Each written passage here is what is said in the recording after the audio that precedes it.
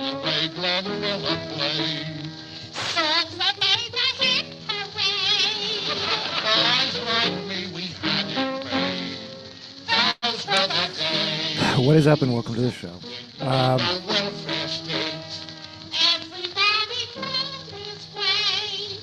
G-R-O-S-R ain't great. Those were the days. And you knew where you were.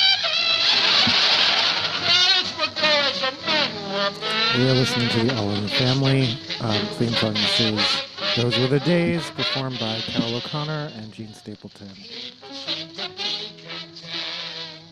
$50 paid the rent. Freaks were in a circus tent. Those were the days. Um,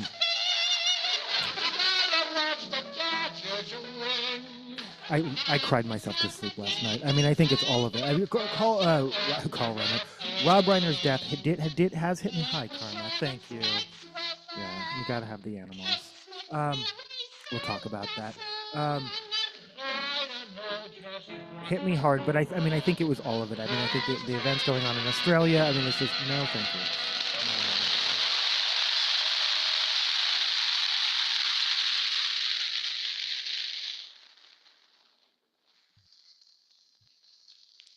But I literally cried myself to sleep last night. Just uncontrollable sobbing for that, and I couldn't stop until I just exhausted myself. Which I was gonna say, it's been a long time. I don't remember that ever happening. Oh, we're gonna need that. But yeah, Rob Reiner's death hit me pretty hard. I was trying to think of, I mean, the last time David Johansen,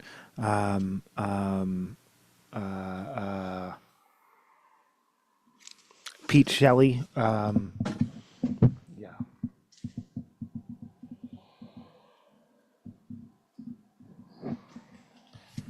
This is Henry Mancini with the Pink Panther theme.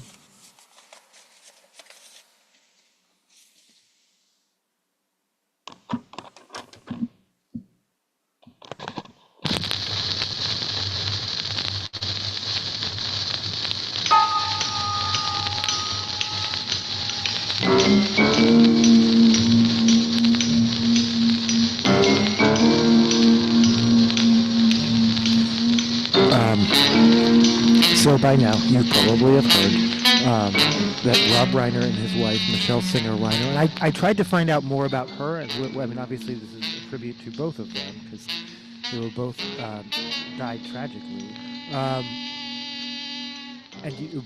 By now you probably know they were found by their daughter, and that their son is suspected of the crime. He is in custody. I didn't do all my usual disclaimers. I'm just trying to get this out of the way now. If I make it through this episode without crying, it'll be a miracle. But or maybe I'm all cried out. I don't know. We'll find out. No, I'm not, because I was crying earlier today at one of the tributes. Apparently Reiner and his son, who made a film together in 2015, had a rather loud fight at Conan O'Brien's house, and the son was acting erratic. In other ways, he has a history of substance use.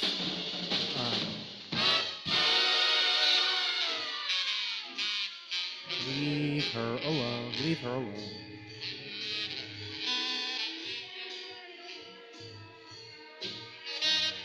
Leave her alone.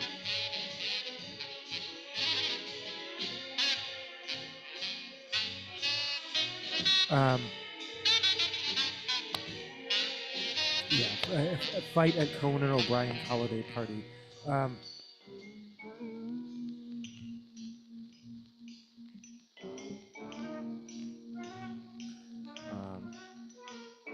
Again, what I discovered about his wife is pretty brief, but let's talk about her, because I mean, I always think it's weird. I mean, the same thing. Gene Hackman's wife was a accomplished concert pianist, but people, again, I get it. Your spouse is more famous.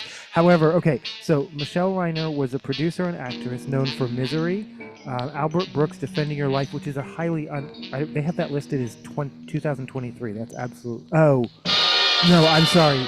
It's okay. It is a. Um, it is not the movie Defending Your Life. It is some kind of. I don't know. Behind the scenes kind of a thing. And Mixed Nuts 1994. I think Barbara Streisand's in that. She was married to Rob Reiner and died on December 14th, 2025 in Brentwood, Los Angeles. And then under trivia, whoops. No, I don't want to edit it. No, I just want, yeah, that's exactly. Still figuring out my new phone.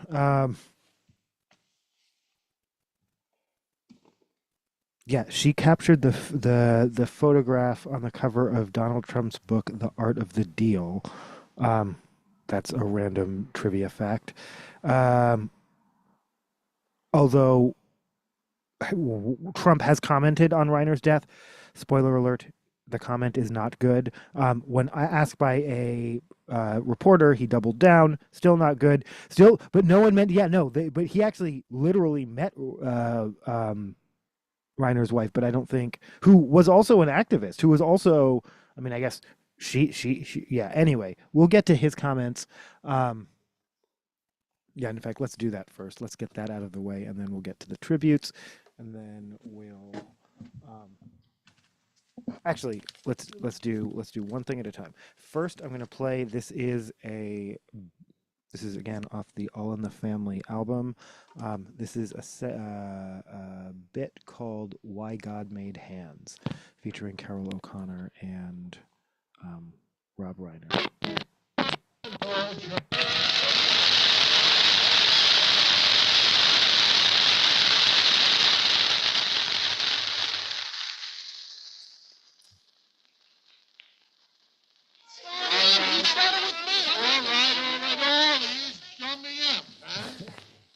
Dummy up. You don't hear that. Outside of Screeching Weasel songs. God caused a deep sleep to fall upon Adam, and he slept. And he took one of his ribs and closed up the flesh instead thereof. And the rib, which the Lord God had taken from man, made he a woman and brought her unto the man. Let's cut that out, huh? That ain't all he brought her unto the man for. And Adam said, this is Those were the days by Lee Adams and Charles Strauss. She shall be called woman because she was taken out of man. Now, there it is, in black and white. You didn't crawl out from under no rocks. You didn't have no tails. You didn't come from monkeys. You atheist dictator neither.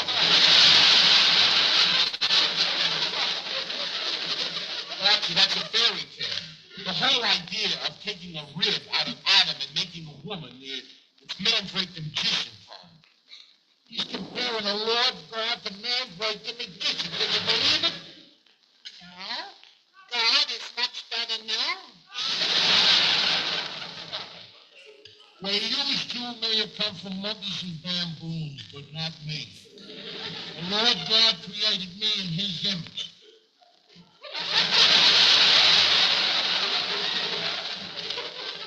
You mean God looks like you? I ain't saying you couldn't tell the two of us apart. You're saying he made us like him, like princes with 4 fingers and a thumb on each hand. Saw that one hand wasn't going to be enough, so he gave us 2 of them. And then he put the hands here on the end of the arms because he knew that that's where they'd be handy. That's why they're called hands, I think. That's why they're called hands. Okay, I am going to actually read. This is so. First off, okay, let me play something else. Possibly pulling because I went into my vault to I knew I had this album to grab this album. I'm probably playing more heavily off of soundtracks than I normally do. This is not a soundtrack. This is an album called Punk TV. Tasteful blend of your favorite TV theme songs ready in minutes. A benefit for Riley Children's Hospital.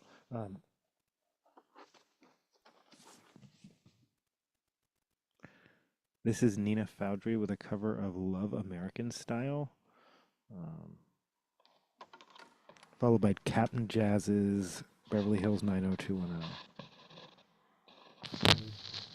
Like the concept, they like the idea, but saying that perhaps to the public it Four on the Floor is brought to you by Toyota.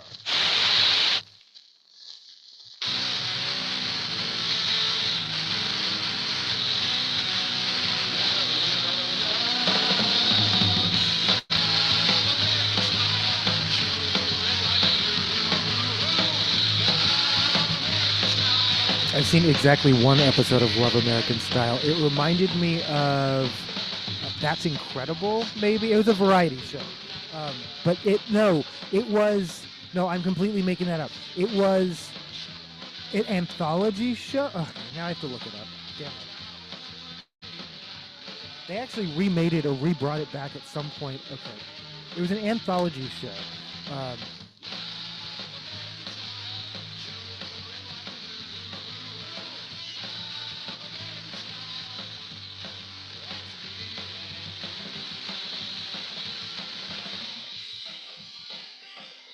Love American Style was an American anthology comedy TV series that aired on ABC from September 29, 1969 to 1974. You don't see a lot of anthology shows anymore. I mean, every so often they'll bring something back, like reboot The Twilight Zone, or Outer Limits, or one of those. But yeah, they're just not as common, and especially not a romantic comedy anthology show. It was part of ABC's Friday primetime lineup that included The Brady Bunch, The Partridge Family, Room 222, and The Odd Couple, aka the original TGIF. It featured some of the earliest work of future stars, including Diane Keaton, Sally Struthers, Albert Brooks, and Harrison Ford. I was going to play Captain Jazz.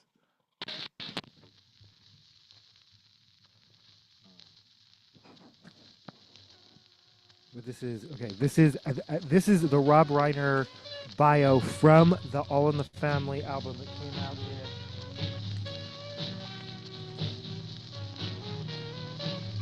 in 1970. Is that right? 1971. I don't think I realized this show was that early.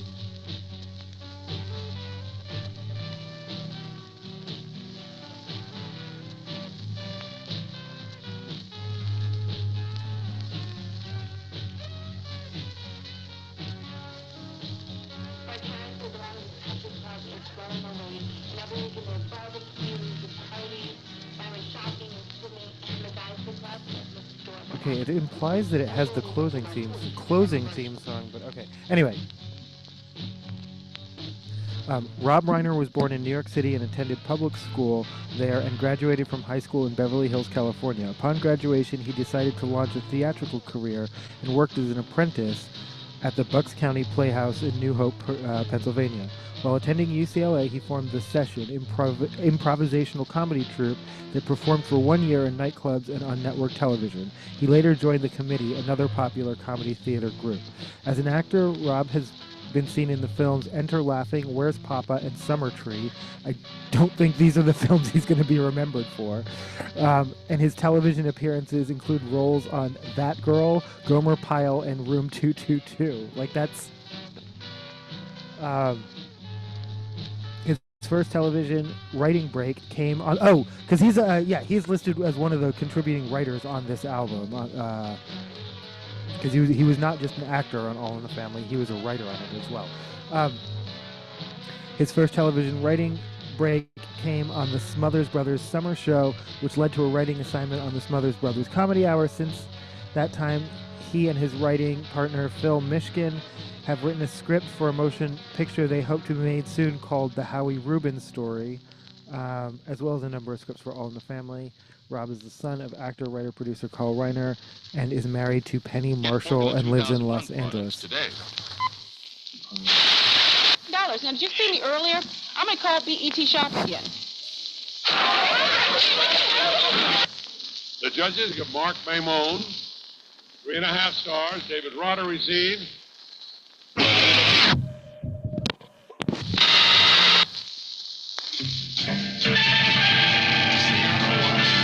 This is Braid with the Bosom Buddies theme song, followed by Leonard's Innards with the Silver Spoon. You know I love theme songs. Sorry.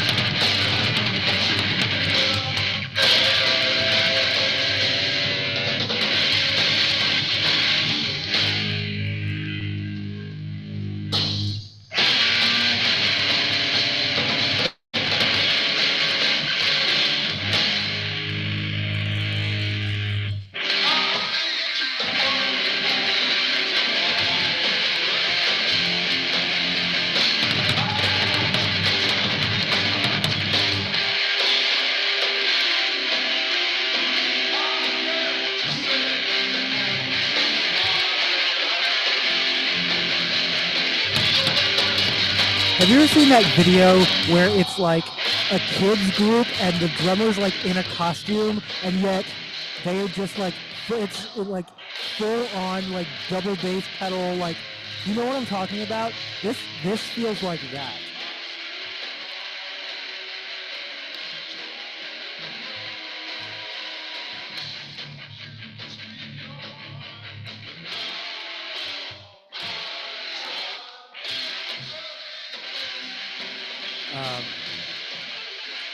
ABC News, Trump's harsh comments on Rob Reiner's murder sparks rare Republican pushback.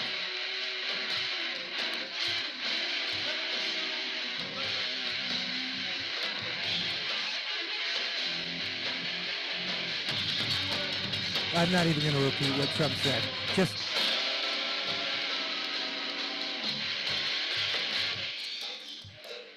well, I wasn't a fan of his at all. He was a deranged person as far as Trump is concerned.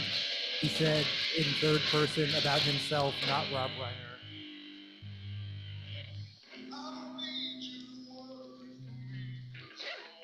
Thought he was very bad for our country. So I'm sorry. If someone is violently murdered and you don't like them, it is okay or is not okay to say that. Because no, and I guess this goes for the left too. I think his comments are gross, but he has every right to say them.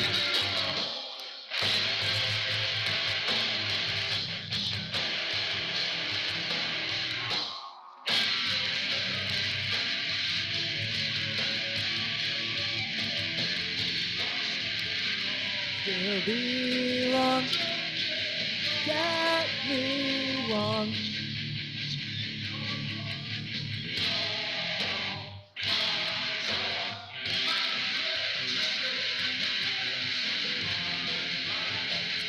Deadline, Rob Reiner tributes pour in after shocking death, a devastating loss for our city and country. Colleagues, friends, fans across Hollywood were aghast tonight with the sudden death of Rob Reiner and wife Michelle Reiner, who, among the alum of Reiner's canon, who shared their sympathies were Elijah Wood, who starred in Reiner's 1994 family movie North, was horrified, while Virginia Manson, who starred in the filmmaker's 1996 drama Ghost of Mississippi, posted, "Thank you, Rob, for giving us so much joy to hold on to. Life and talent always turned up to 11. John Cusack, who starred in Reiner's The Sure Thing, shocked by the death of Rob Reiner, a great man. I'm going to lose it. So, the Norman Lear family. issued the The Norman Lear family issued the following. Wrought iron, exceptional design and artistry, perfect for The Lear family is devastated by the deaths of Rob and Michelle Reiner. Norman often referred to Rob as a son, and their Comedy Central. close relationship was extraordinary to us and the world. Norman would have wanted to remind us that Rob and Michelle spent every breath trying to make this country a better place, and they pursued that through their art, their activism, their philanthropy, and their love for family and friends. Lynn Lear had remained very close with them and said, "The world is unmistakably darker tonight, and we are left bereft."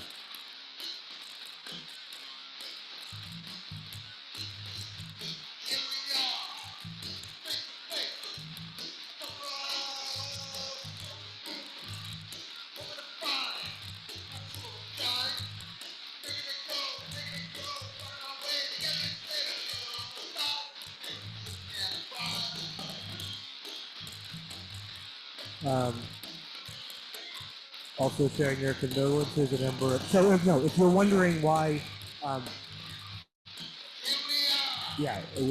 why Trump had such harsh words, because Reiner was a critic, and yeah, apparently, if you don't like Trump, you are deranged. Like that. I mean, that's rhetoric now, but it will be policy at some point, and I'm waiting for Trump derangement syndrome to end up on like the FDA website as a symptom of Tylenol. Like I don't. Like,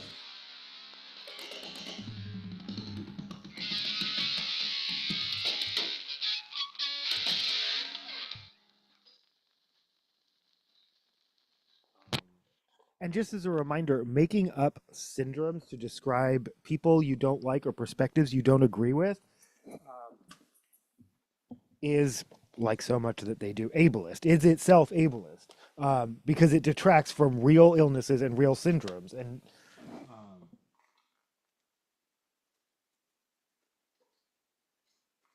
it also seeks to warp and distort how mental illness actually works. And again, the very dangerous notion that us lay people can diagnose you based on our opinions is all very, very dangerous, but not unintentionally.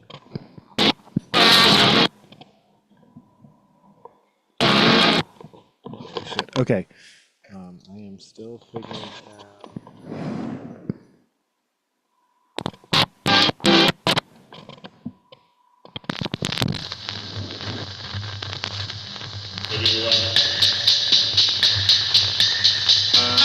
This is I'm Almost There by Massey Ferguson off of You Can't Tell Me I'm Not What I Used to Be.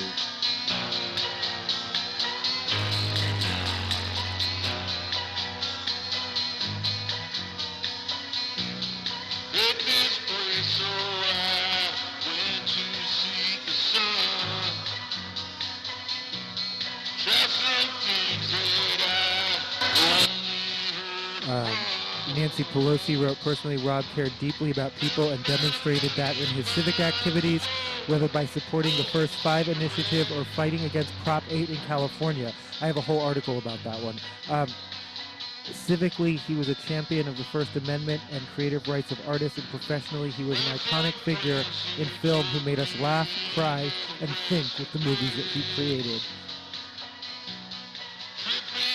Los Angeles Mayor Karen Bass emphasized that Reiner's death is a devastating loss for our city and our country.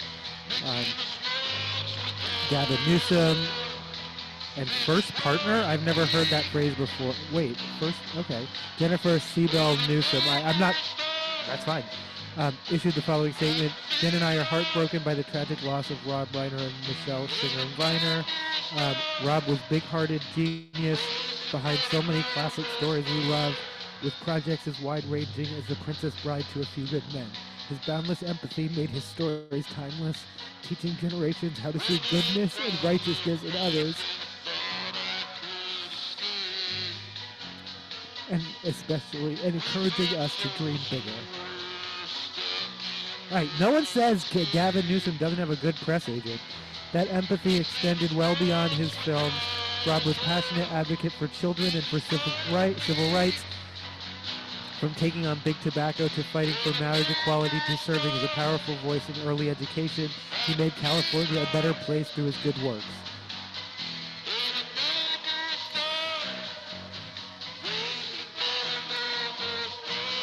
Rob will be remembered for his remarkable filmography and for his extraordinary contribution to humanity.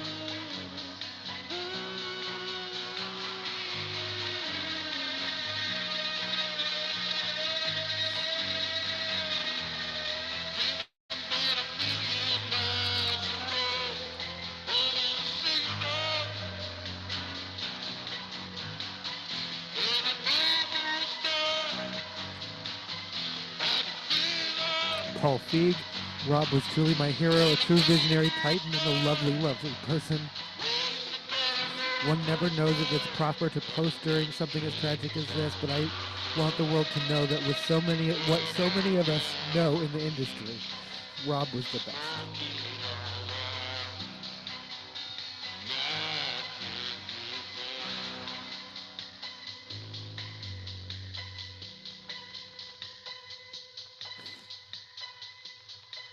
Josh Gad, who stars in Josh Gad, said Reiner cared so much for those who have no voices. The loss is devastating.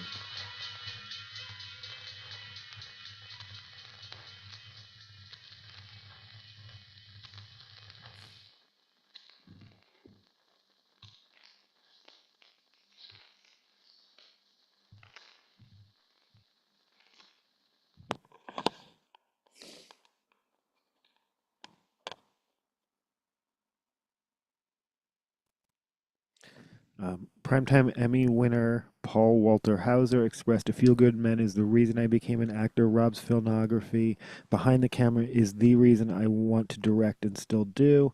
And how he first met Reiner at UCB Los Angeles Theater on Franklin Avenue in 2010, performing Ass Cat improv show in front of a few good men. Director Hauser told himself, commit to this. Rob Reiner is watching.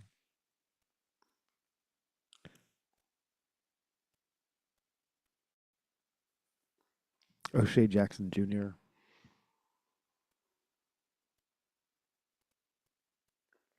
Black Phone writer, producer C. Robert Cargill. Legend isn't a big enough word.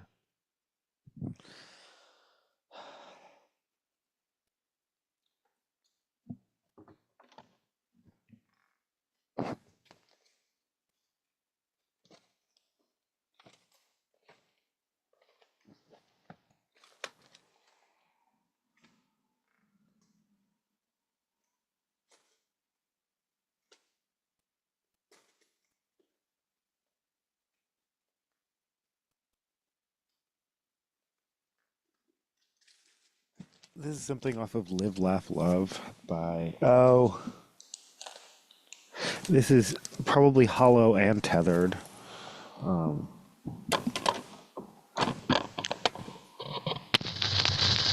Hollow by Chastity Belt off of Live, Laugh, Love.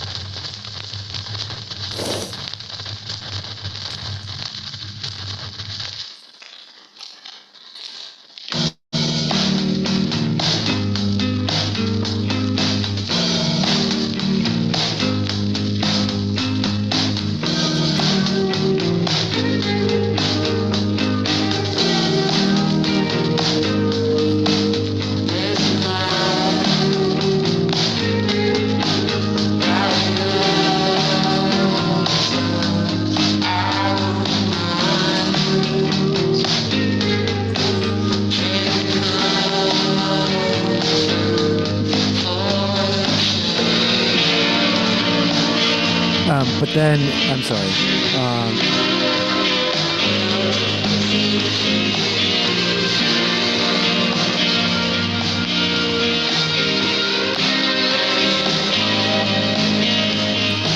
Pink News, Rob Reiner was an unwavering LGBTQ plus ally. Here's everything he did for the queer community.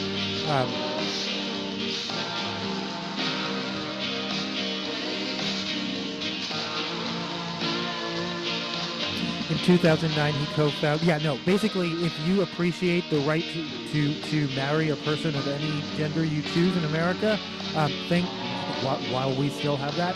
Thank Rob Reiner. Outside of his work in Hollywood, Reiner, in 2009, he co-founded the American Foundation of Equal Rights, AFER, a nonprofit organization which was funded to fight against Proposition 8, a measure which sought to ban same-sex marriage in California. California Supreme Court ruled in favor of same-sex marriage in 2008, but Prop 8, a voter ballot initiative, was approved by voters that November and amended the state's constitution to read that marriage was only between a man and a woman, nullifying the Supreme Court decision. Two same-sex couples, Chris Perry and Sandy Steyer, and Paul Katami and Jeff Zarillo, took legal action after they were denied marriage licenses in the wake of the decision. The American Foundation for Equal Rights hired a legal team including Theodore B. Olson and David Boyce, two lawyers on opposite ends of the political spectrum who respectively represented George W. Bush and Al Gore during the 2000 Florida presidential election recount to fight Prop 8. That's a random and interesting detail. I don't know how that happened.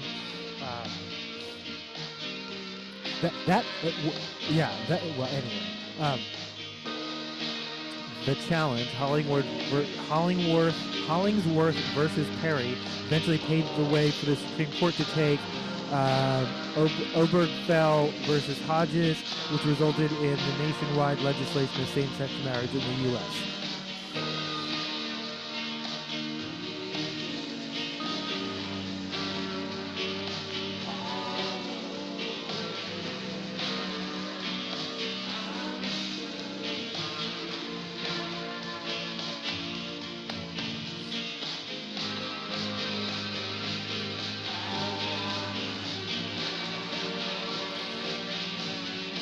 In 2015, the director wrote a piece for Variety in which he said, "When I start speaking out about this, I said 40 years from now, we'll look back on this the same way we do on women having the right to vote or African Americans having civil rights. It will be kind of quaint. People will wonder what all the fuss is about. Each of these steps makes us more one country and reminds us we are all part of the family of man."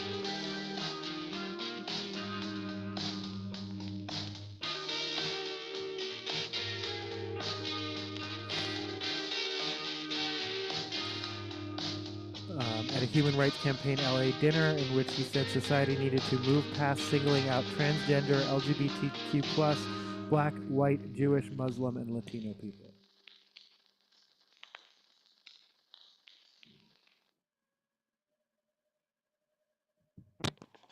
That was Hollow by Chastity Belt off of their most recent Live, Laugh, Love. This is Tethered.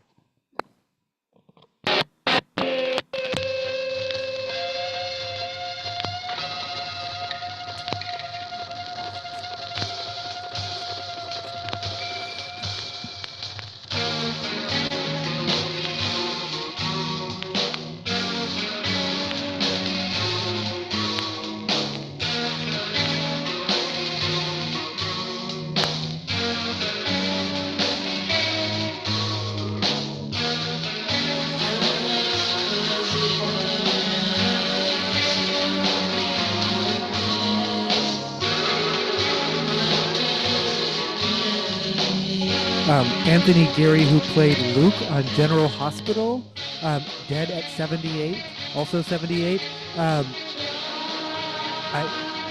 If you grew up when I grew up, Luke and Laura were the thing.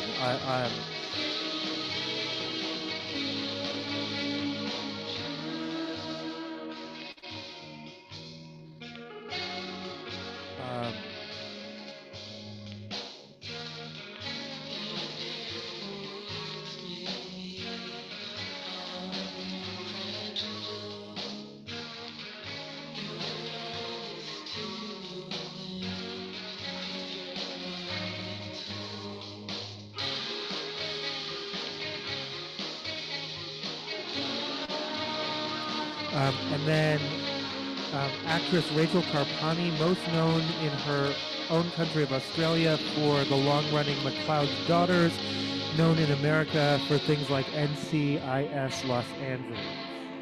She has died at 45. That's tragic.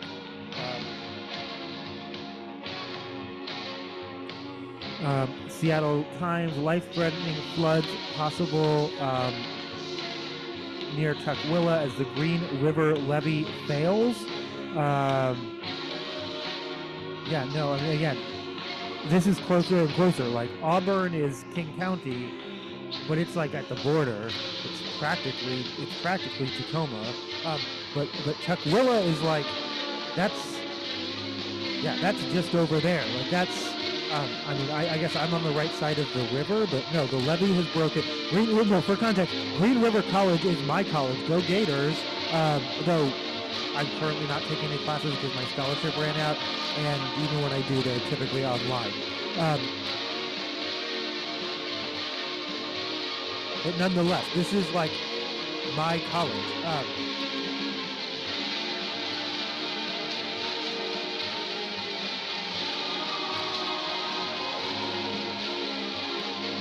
I don't think I own any Green River the band. I feel like that's a major gap in my collection that I will correct. But no, a colleague had to go pick up their daughter at work because their daughter's work was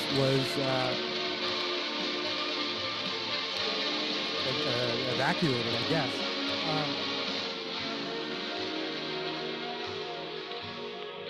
But the flash flood warning has ended. Hold on, let me go.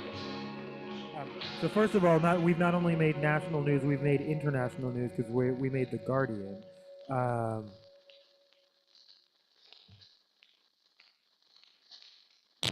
Washington State orders immediate evacuations of 3 Seattle suburbs. Holy shit. A vehicle drives through the floodwaters in Kent. I don't know if that's like a road that I drive on. Yeah, life-threatening flash flood. That warning is over. However, I can't tell you much more about that because Seattle Times put it behind a paywall, which is the scummiest thing to do ever. Like, your national disaster reporting, if anything else you should make free, you should make free. But yeah, no, the flash flood warning is, I do know that, at least from the headline. And 2 dams are being monitored. But again, because it's behind a paywall, I can't tell you which dams they are, but 2 dams are being monitored for, I guess, whatever, like danger, headed to the danger zone.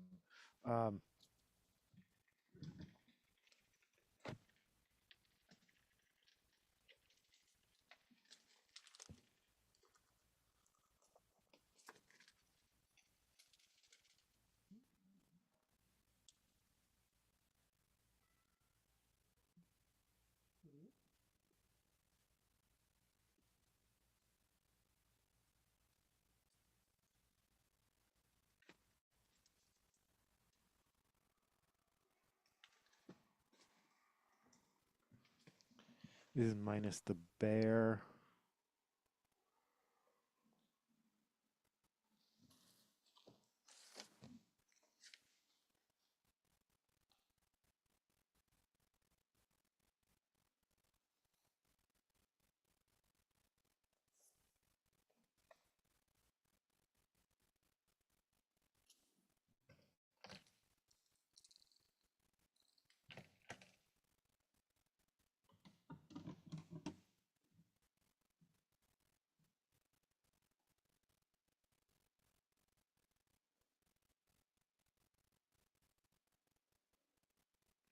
I think this is. Wait, hold on. 1, 2, 3, 4. No, that doesn't make sense. 1, 2, 3, 4. I like that intro is the 4th song on the album. That's so minus the bear.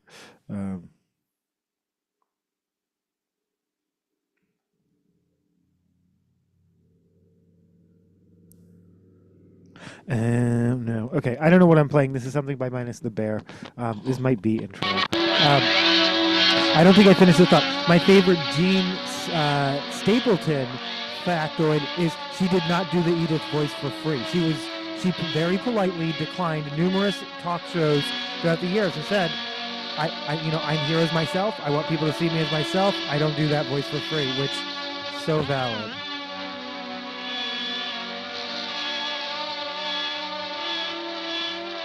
I think this is intelligent. Okay. Whatever this is something by Minus the Bear off of This Is What I Know About Being Gigantic, which I think has also...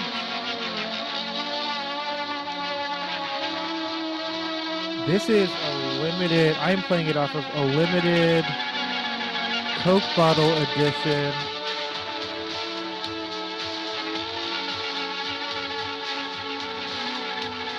But I don't think this is I think there's a more recent repress than this.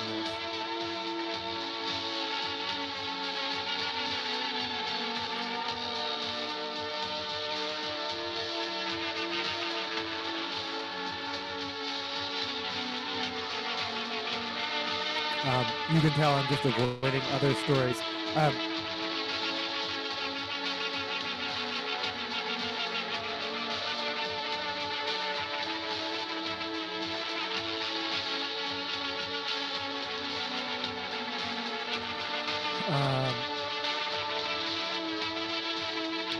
Update on the events in Australia, and again, content warning, violence in the world because it's a violent world.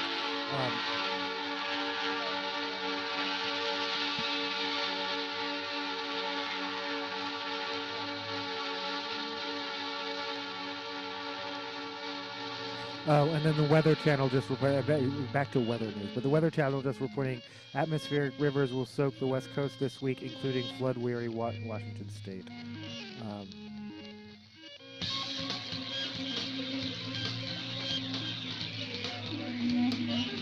Yeah, I'm sorry, and if I didn't say what the three suburbs were, Kent, Tukwila, and Auburn.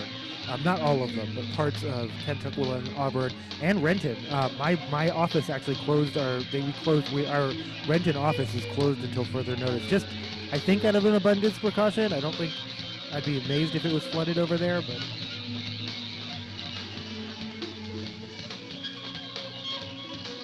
You can tell I'm just avoiding talking about it. 15 have now been killed, plus the gunman. 42 injured, ranging in ages from 10 to 87, being described obviously as an act of pure evil. People are still talking about the hero who disarmed the gunman. A very unconfirmed rumor, and again, check your sources if you're hearing anything about this, that the gunman declared allegiance to a particular organization or group. I don't believe that information has been released or revealed by authorities, and I don't think it has been reported by any reputable source, but I'm seeing rumors of that. Again, I am not confirming that, and I'm only mentioning, do you hear anything about the gunman having pledged allegiance to any particular organization or group? I don't think that is confirmed.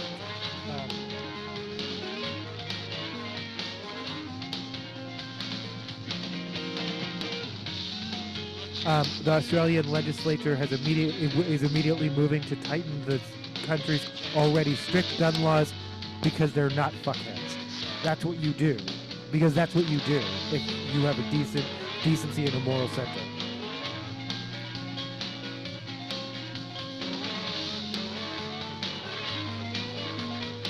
Yeah, you take immediate and swift action,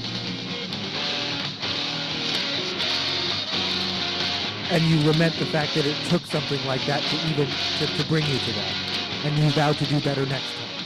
What you don't do is dig in and say,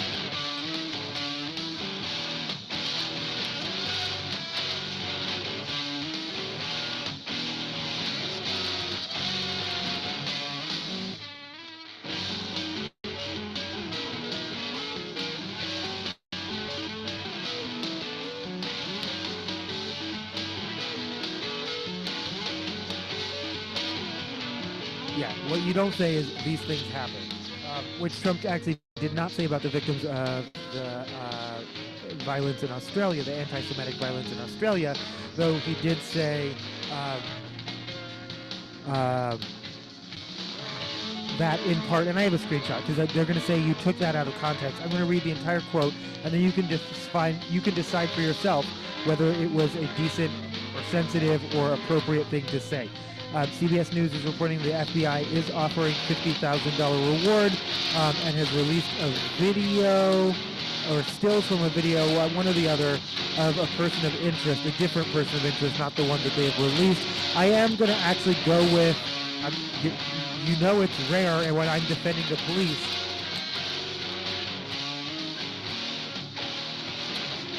but they basically said characterizing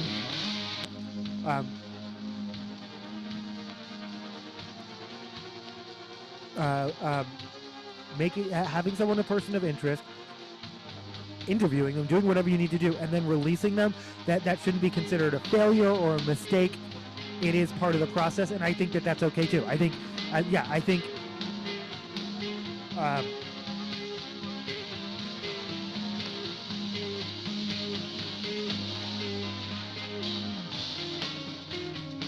think the way that it is being reported, especially somehow it's being attached to Kash Patel, who, by the way, is saying that the FBI is talking to their counterparts in Australia, but I don't know what good this current FBI could be to them.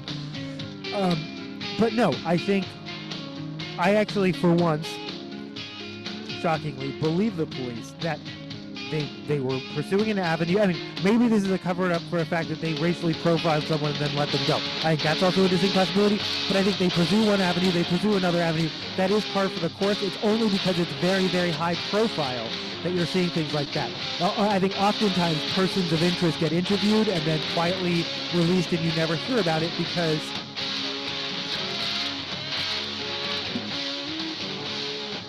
but let's read the Trump things happen thing.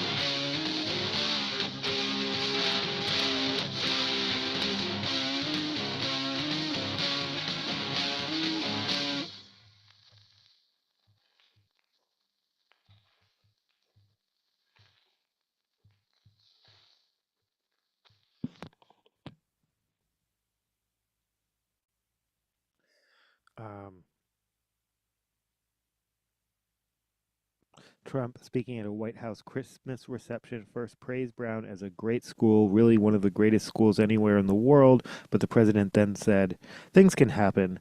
So, to the 9 injured, get well fast, and to the families of those 2 who are no longer with us, I pay my deepest regards and respects from the United States of America. Thank you very much. It's a very important thing to say, and we mean it. I mean, again, you're not America. Like, I'm not saying I don't pay my thoughts and regards. I'm just saying, yeah, he's going to say that whether it's someone I would or not. When he speaks on behalf of America, but he's speaking for himself, and I think that's worth calling out.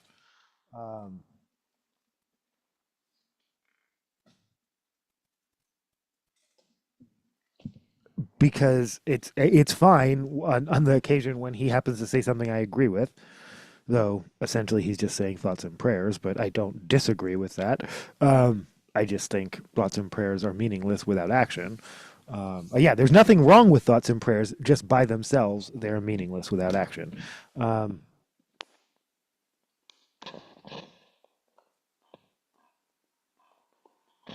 This is The Power of Anesthesia, followed by Sterilizer and My Cold Dead Hand by Streetwalker.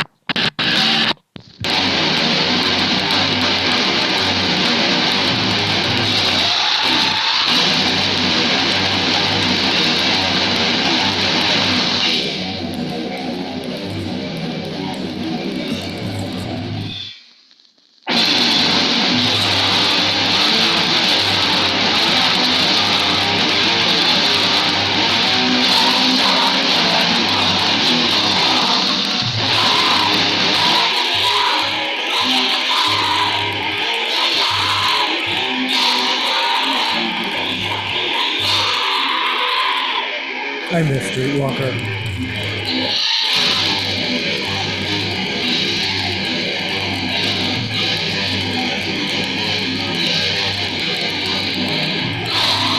Westlake Station, but at the time this would have been the bus tunnel, not the light rail. And some things, the more things change, the more they stay the same.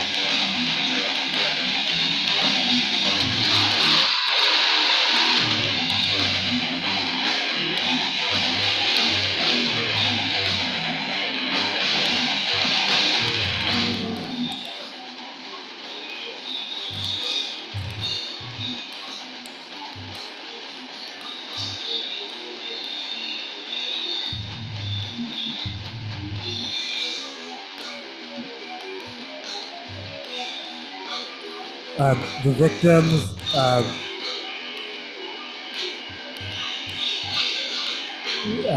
were the two victims were named Muhammad Aziz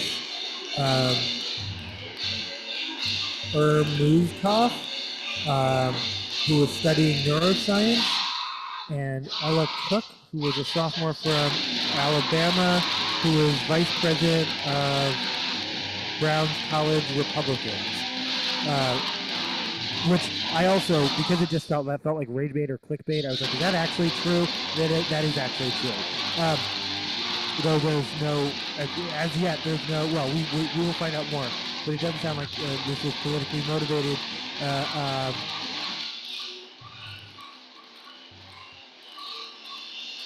Muhammad Aziz's roommate described him as a ball of joy and very, very smart.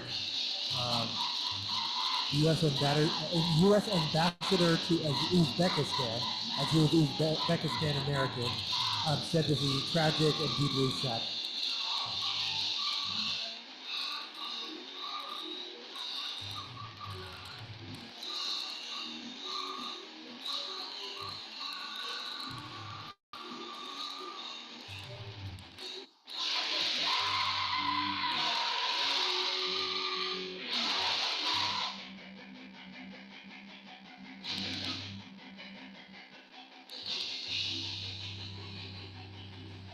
This is sterilizer.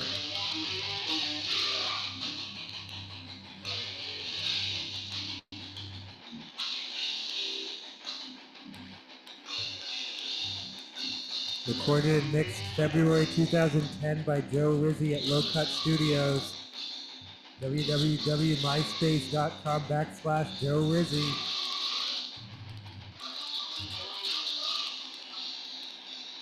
Yep, the band list from MySpace and a Facebook.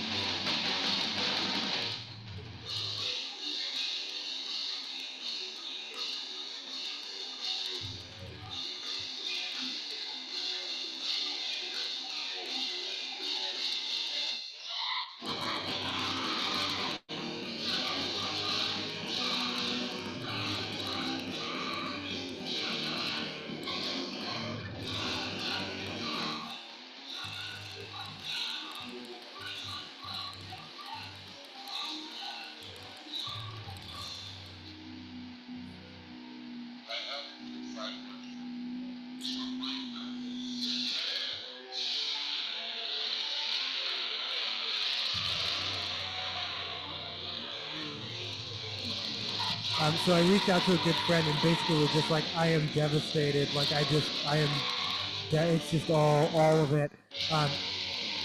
This person always gives great advice. Basically, no, they just say animals in nature, and I'm like, which 100% I agree with. Terrible things keep happening. It's good to be able to feel. I want to believe that. But no, in any event, the animals in nature, I had decided I would be wearing the rabbit ears just for keep myself grounded. But, And then I ran it, and then I was at the pop store, and Abe was wearing a Santa hat, like not a Santa hat, he was wearing his usual Mariners hat, but then it was like,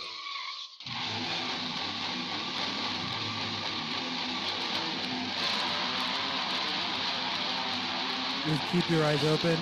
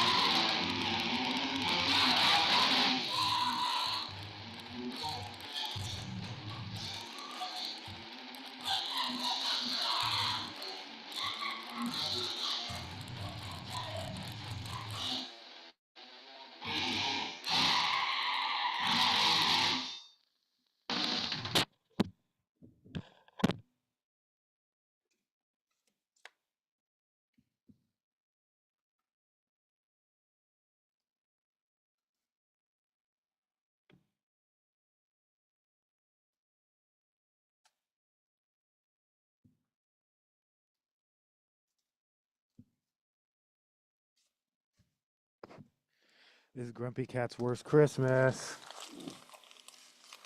The official soundtrack. Oh, we're coming up on the anniversary that I got my first channel strike. Oh, do I have to play them back to back? I kind of do. All right. I think this is the first time ever. This is Grumpy Cat's Worst Christmas Ever. It is a picture disc.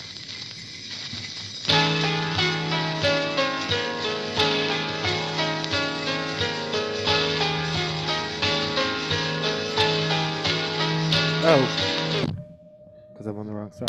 Okay. Whoops, doodles. Okay.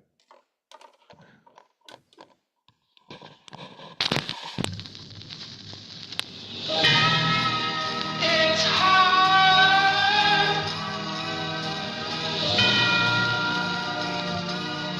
to be a cat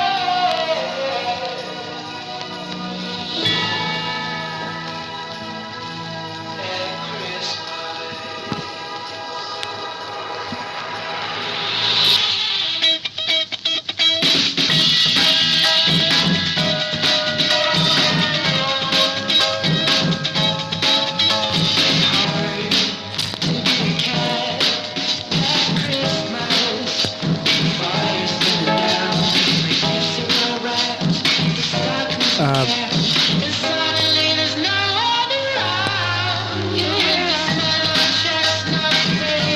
Do you hear that beat? That beat goes harder than it should. I love this song so much. I play it year round. Anyway, we're coming up on the 1 year anniversary. I got a channel strike because I played the movie. I can play the soundtrack, but I can't play the movie. Same thing with Lady Raven, like 9 months later. And I don't know what I was thinking, live streaming movies after I already got a channel strike, but.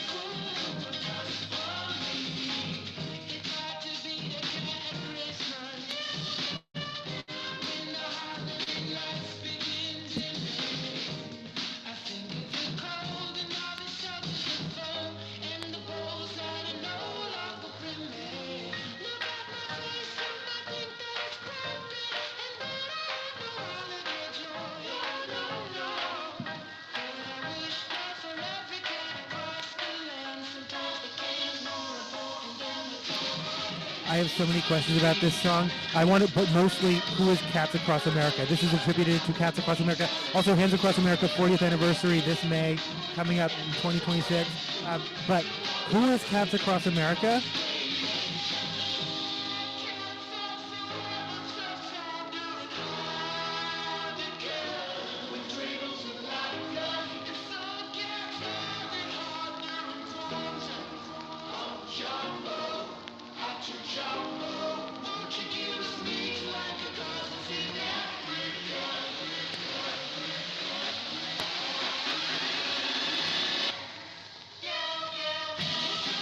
It's got a drop.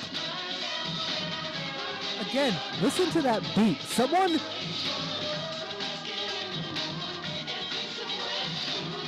could have gotten away with a throwaway drum track, and they.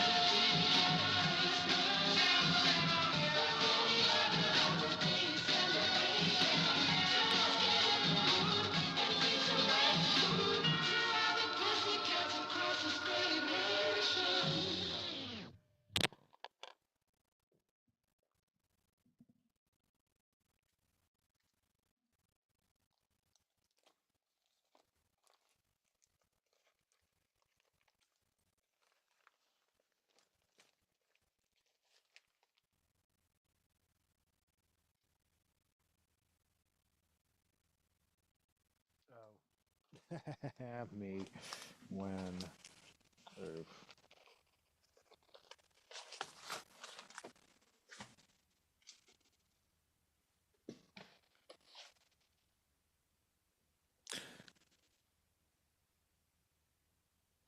Is it Don't Want to Be Yours? Oh, wait.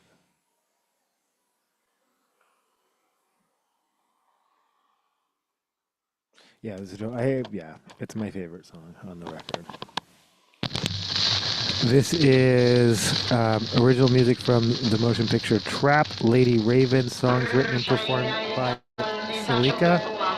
She wanna touch, she wanna touch, she don't know where she want. But I ain't got a lease, I choke her woman. She wanna touch, she wanna touch, she wanna. The place pass, so much you don't see. Podcast, just play your games, it won't last. I'll find your way. Baby, tell me truly, me, I can smile together, send me across the lines, one so many, I can't go back again.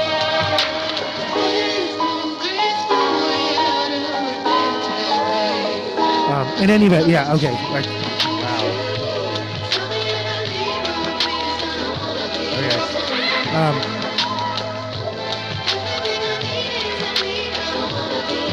So yeah, no, he had his regular Mariners hat, and then it's like a headband with a like Santa hat, like, but it's like upright. Like, anyway, I commented on it, and he was like, "Yeah, you can't be sad or mad. You're like a goofy headband." And we were joking like, "You should be wearing these all winter long."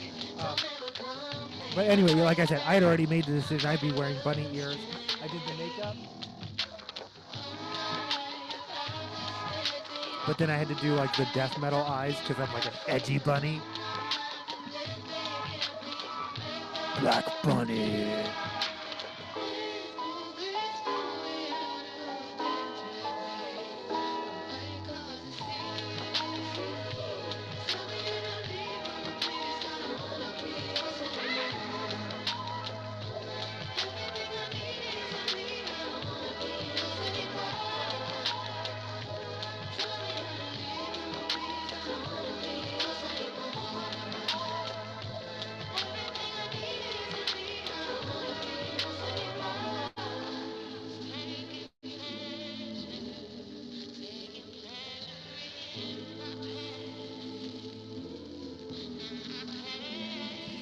But yeah, no. If I make it to them though at this pace, I'm suspecting not. And you stick around in this episode, a future episode. I do have some animal stories. More on that drunk raccoon. Turns out that raccoon's a repeat offender. Dolphins and orcas getting along together. That's actually a pretty big story because orcas eat dolphins, not the northern residents who are like I consider my orcas, but that's probably a little bit possessive of me. But yeah, no. But specifically, yeah, it's one thing to For context, orcas eat. Well, they don't eat. They kill sharks, great white sharks. Like orcas don't fuck around. We don't call them killer whales anymore because it's like not scientifically accurate. But it's not inaccurate. They are not killers. It's just we don't want to center that because then it makes people not sympathetic to their conservation.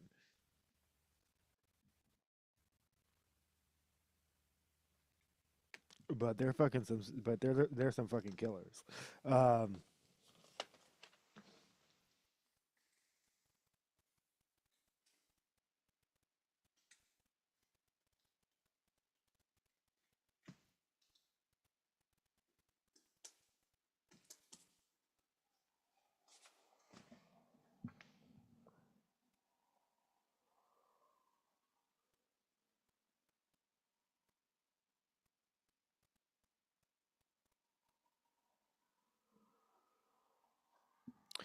This is Diary of a Taxi Driver.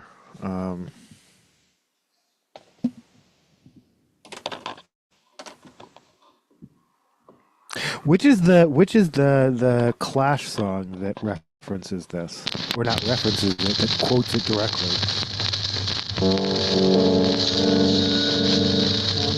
Like I can remember being like, "That's so weird. That doesn't sound like the Clash," and then being like, "Oh," and then I saw Taxi Driver. I was like, "Oh, because it's not."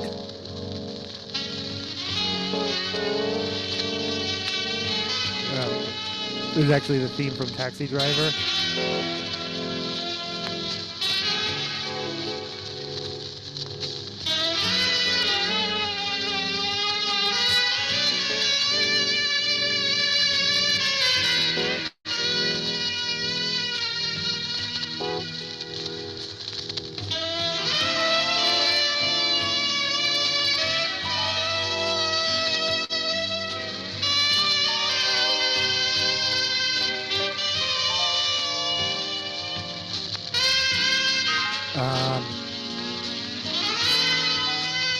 And then a new species of tiny pumpkin toadlet.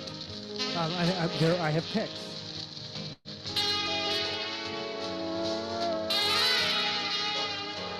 Oh, in other, in more very local, like this household animal reports, aka turn that just down just a little bit, aka the pet report.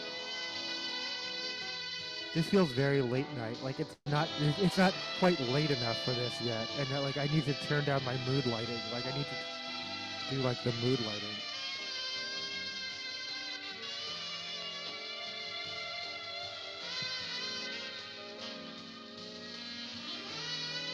Okay, so I talked about how Karma has been sleeping on this pile of papers. That's like the most important papers in my house. Like, why are they just in a pile though? But it's not. It's not like the deed to my home. But it's like practically like, those are actually in a safe, secure place.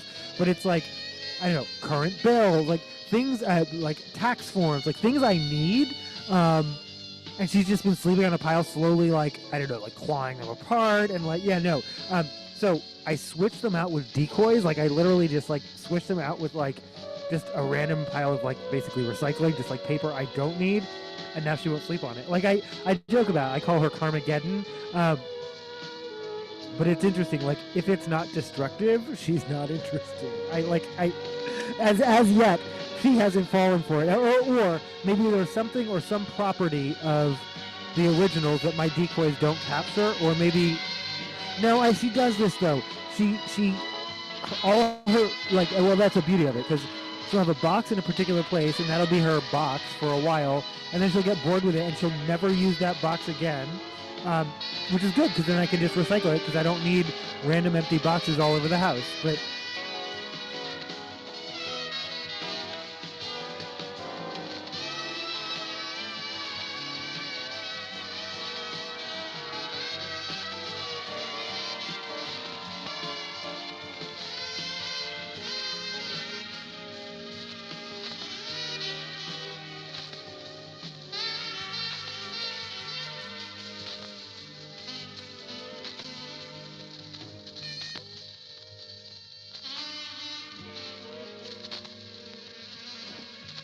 yeah, she's here. She's just.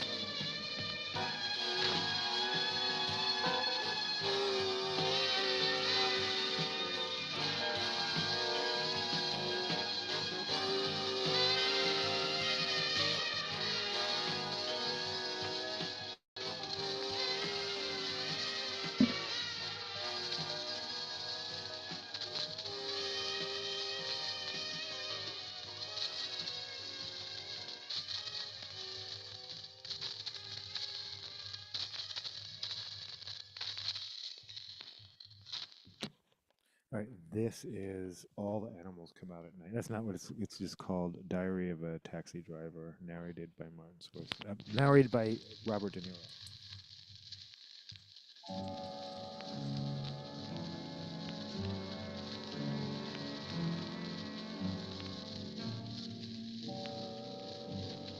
May 10th. Thank God for the rain. Just helped wash away the garbage and the trash off the sidewalks. I'm hours now, 6 days a week, sometimes 7 days a week. It's a long hustle, but it keeps me real busy. I can take in $350 a week, sometimes even more when I do it off the meter. All the animals come out at night. Buggers, fleas, fairies, dopers, junkies, sick, venal. Someday a real rain will come and wash all this scum off the streets. I go all over.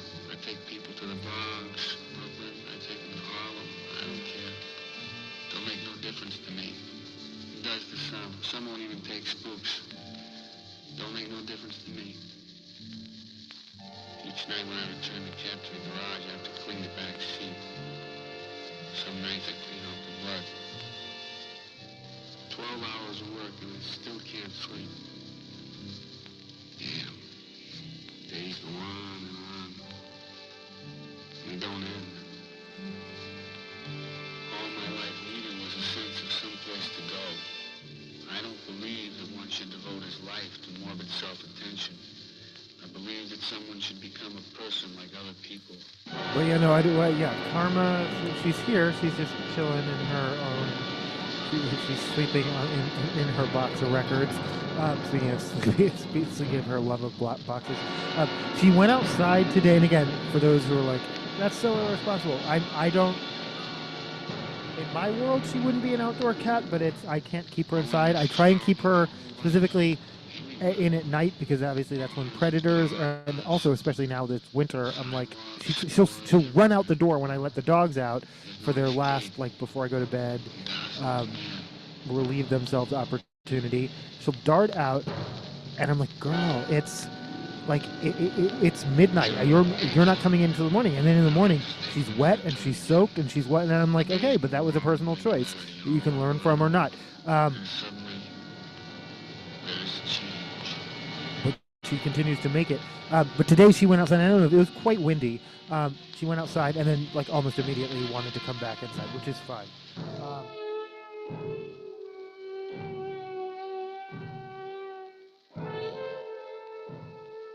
June 29th. I gotta get in shape now. From now on, it'll be 50 push-ups each morning, 50 pull-ups. From now on, it'll be total organization. Every muscle must be tight. The idea's been growing in my brain for some time. True force. All the king's men cannot put it back together again.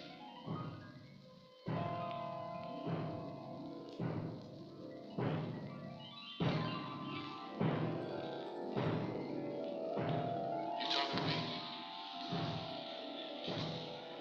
You talking to me? You talking to me? Well, who the hell else are you talking to? You talking to me? I'm the only one here. Who do you think you're talking? Oh, yeah? What am I, a wise guy? Am I here to amuse you? Okay.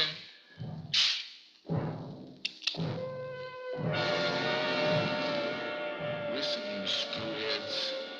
Here is a man who would not take it anymore. A man who stood up against the scum, the dogs, the filth. Here is someone who stood up.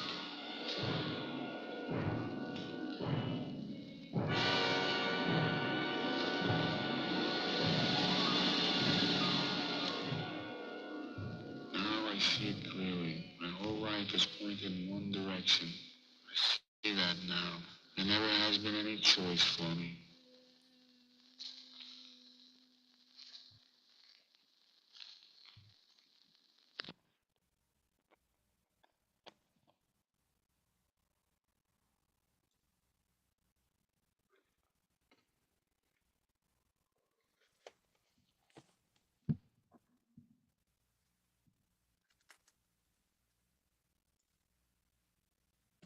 This is Everything is Awesome by Tegan and Sarah featuring The Lonely Island off of the Lego Movie soundtrack. Everything is not awesome. Spoiler, everything is not awesome.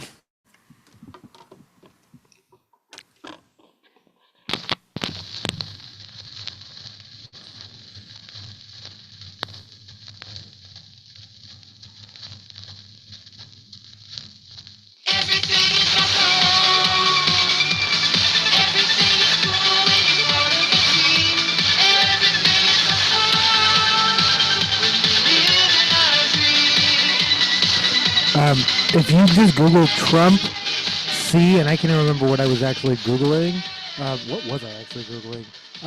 So the first thing is Trump condoms. So that's still making top news again. I thought it would be fun and funny to go back to the comments on the Dropbox, because the first round of comments were really funny. They just turned anti-Semitic. It's disappointing, but not surprising.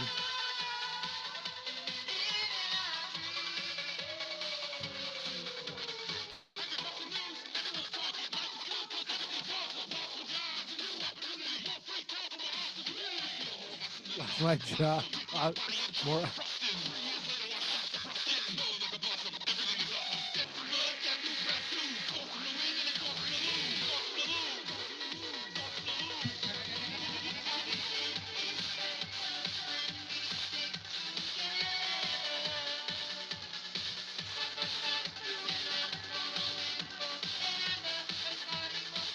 Oh.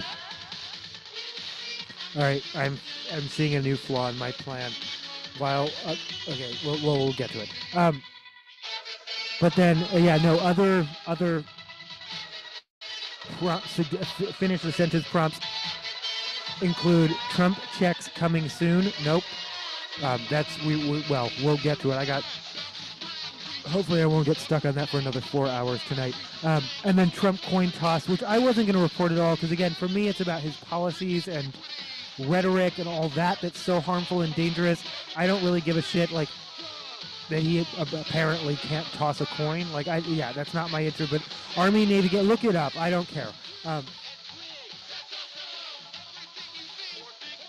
But yeah, no, Trump condoms is the top search result apparently right now. And then that anchor who is like, I can't believe I have to say this out loud, specifically about the I'm huge part.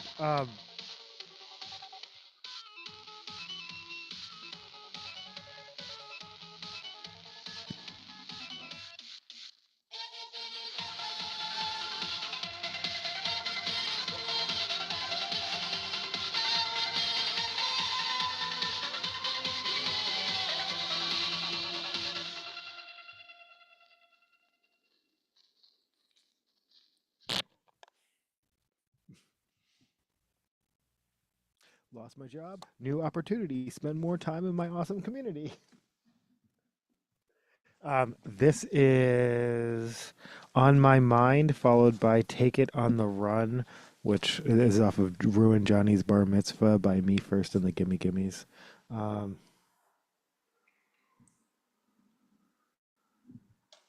Which is now called Spike and the Gimme Gimmes. Because, yeah, well, Fat Mike has left. Spike has renamed it Spike and the Gimme Gimmes, which I think is just fair enough to designate. This isn't what you, if, yeah, this is a different thing.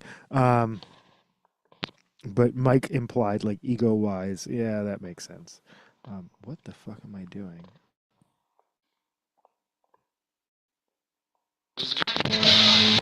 Oh.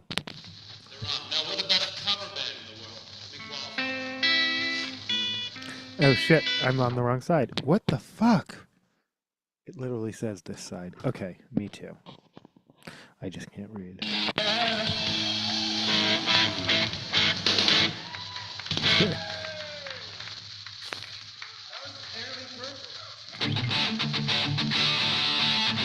Johnny is a real person. This really was recorded live at a bar mitzvah.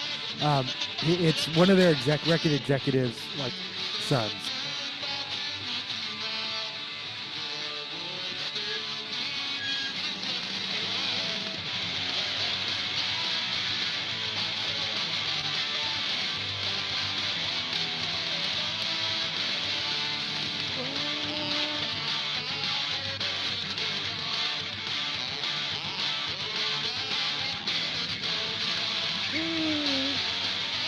At some point, I'm going to do a deep dive into Ave Maria College.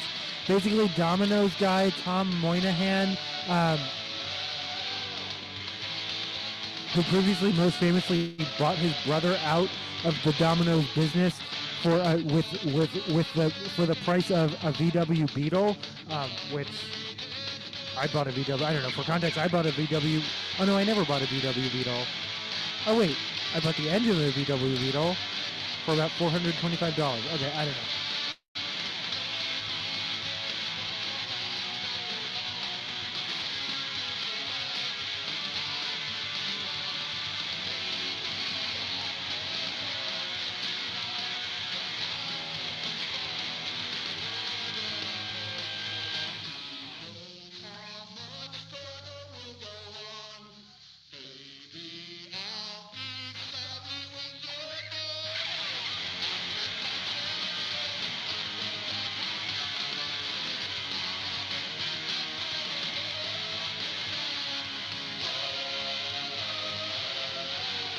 But yeah, no, but I'm not doing that deep dive tonight. In any event, I'm sorry, Ivan Murray, he basically, the same thing that the white supremacists tried to do in Idaho, he tried to do in Florida. He basically tried to create a town for like our own, and wasn't allowed to do that, but did create this college where they put up anyway. Thank you. Thank you very much. That was the longest time. Take this opportunity to remind everyone that right now there are hundreds of thousands of people all over the world. My hair was actually good earlier today. I don't know what happened. Okay. Anyway, it's being, okay, I don't know what it is.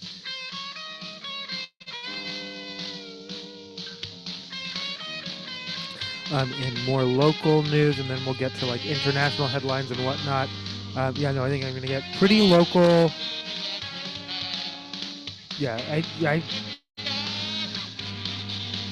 Am I really doing the vloggy stuff? Oh, because we started with the Rob Reiner remembrance. I had to get that out of the way. I was like, get the crying done, get your crying out, and then do the rest of the episode.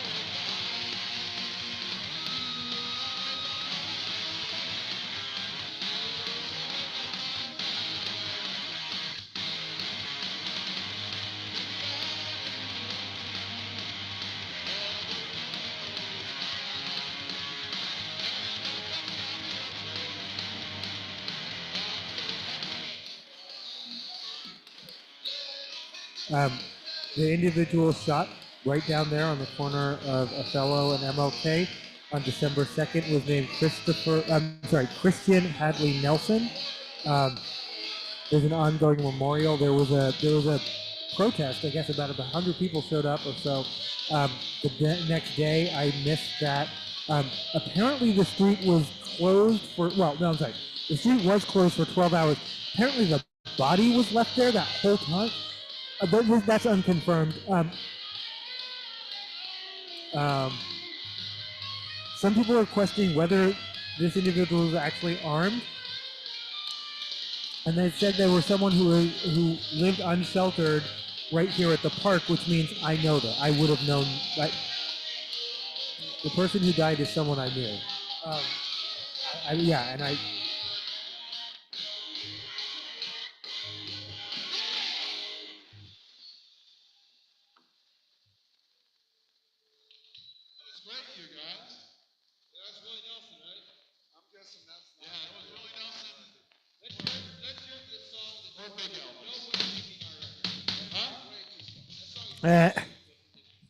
That's funny when different band members know different versions. Like, yeah, no, that is Willie Nelson, but it's, not originally Willie Nelson.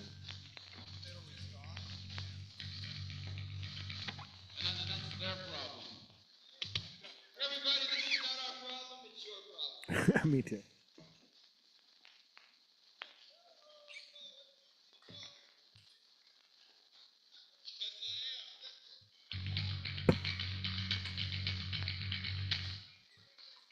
Heard it from a friend too. Heard it from a friend too.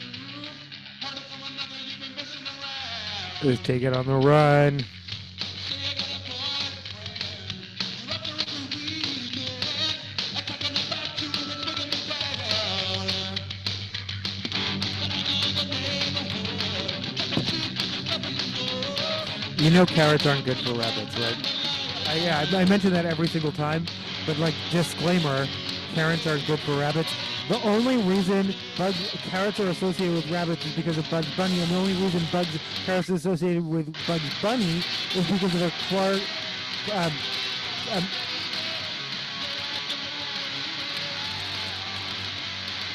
Cary Grant, Clark Gable. I have to look it up.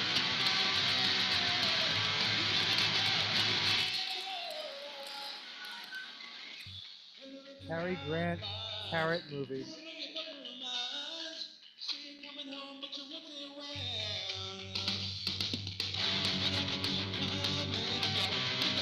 It was Clark Gable for the 1934 film. It happened one night. Um,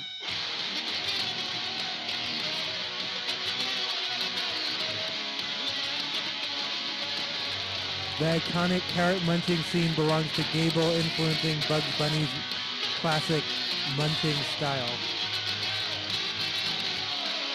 Yeah, 1934. It happened one night. And there's context because the character is like a carrot. They buy a carrot farm or something. Also, the carrot seed. Also, that time I learned in real time with my toddlers.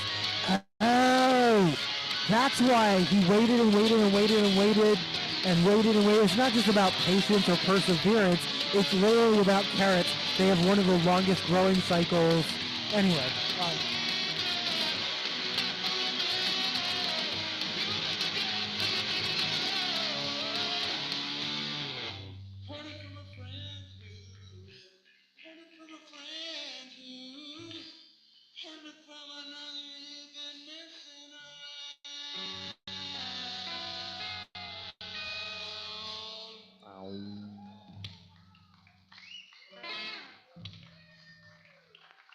Scattered applause. Our second guitar player. By second, you mean like fifth.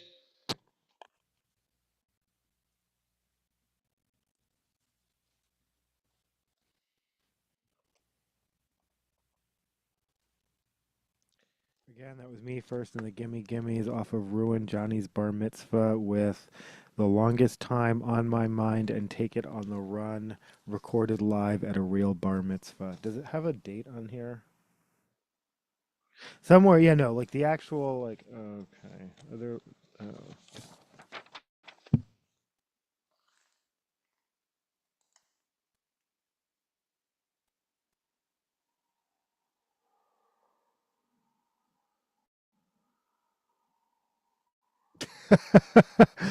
Hi, my name is Benjamin Rosenblatt, and I attend Hamlin Dell Junior High School. Go Hamlins. Wait, they're just called the Hamlins? Okay, whatever.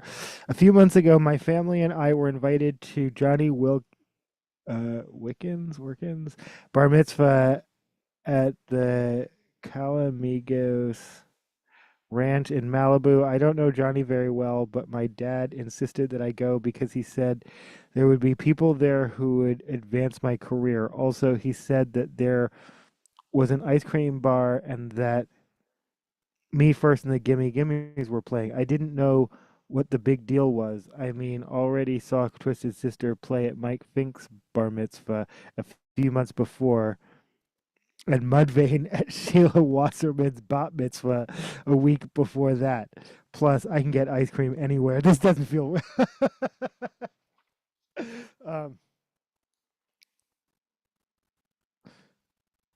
yeah, recorded at Johnny Wixon's bar mitzvah, October 25th, 2003, Calamigos Ranch, Malibu, California. And there's like all the pictures, like the rabbi, the like, it's like they're not fucking around.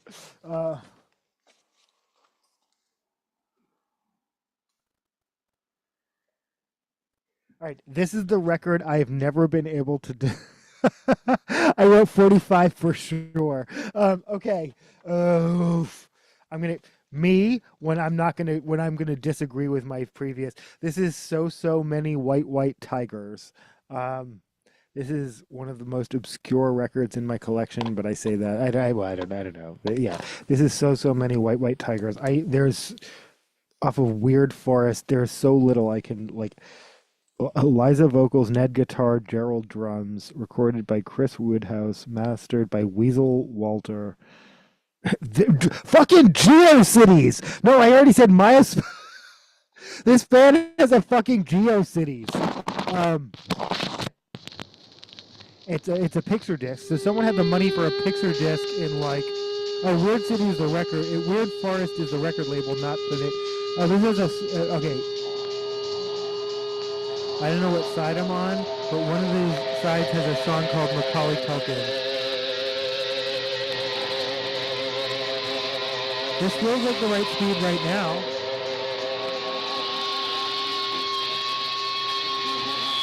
All right, I'm looking up again.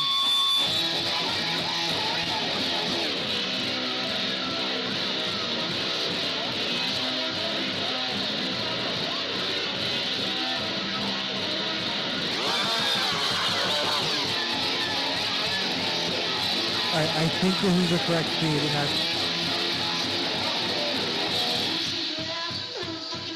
it is okay.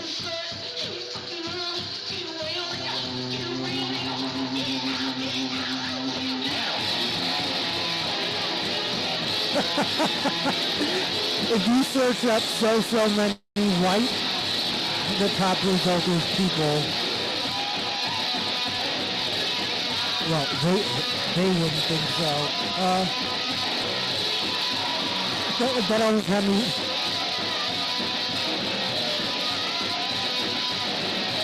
Okay, they have a band camp.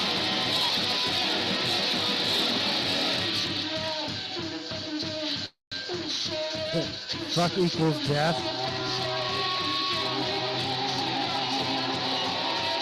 Wait, you can get they have a demo cassette and a CDR for, oh shit. Oh shit.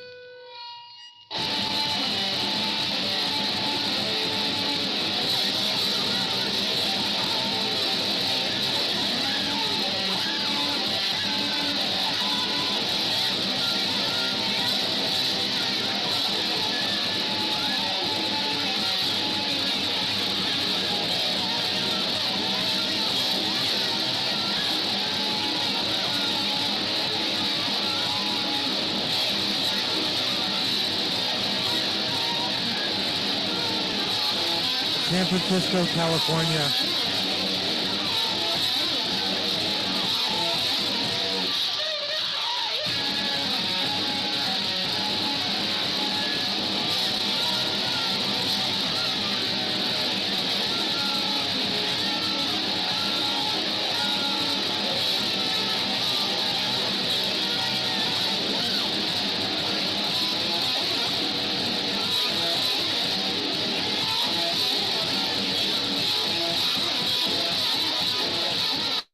In any event, I guess the police released body cam footage on December 5th, and then somewhere on or about December 10th. Seattle City Council voted to, in a somewhat contentious vote, to approve a 42% raise for Seattle police officers with no additional accountability.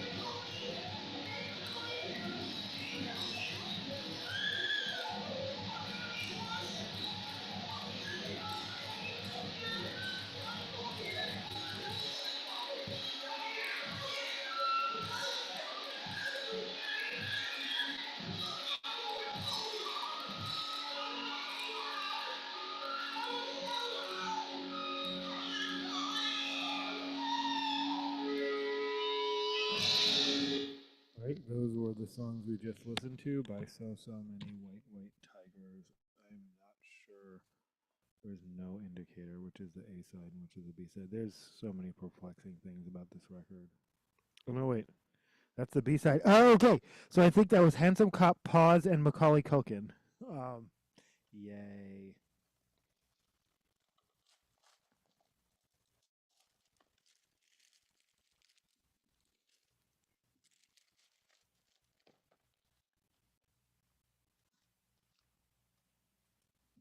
This is Soul Glow.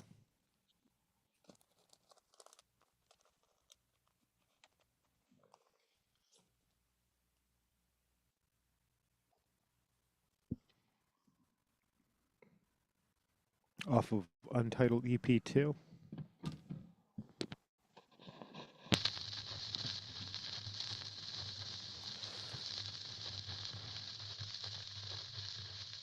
Oh, that's the wrong.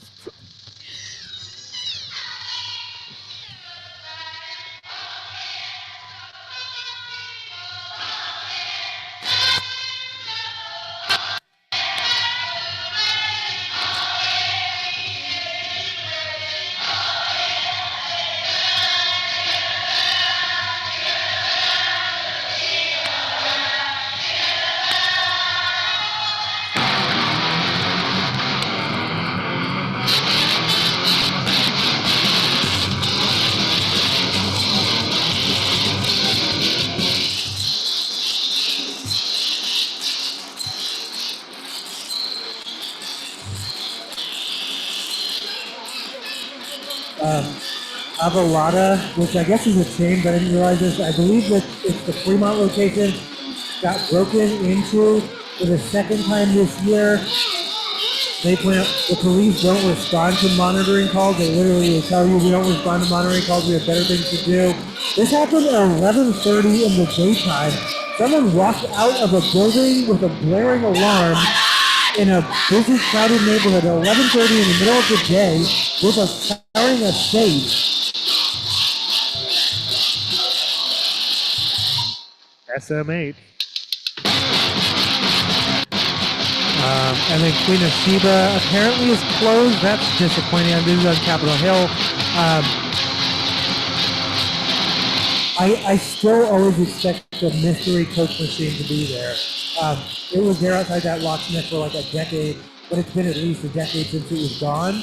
It has resurfaced in other places, but yeah, that mystery Coke machine, I miss it.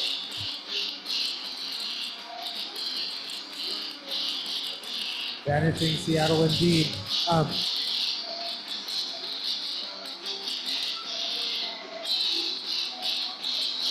Oh yeah, no, I said I'm gonna get to my blog. Yeah, no, well, better late than never.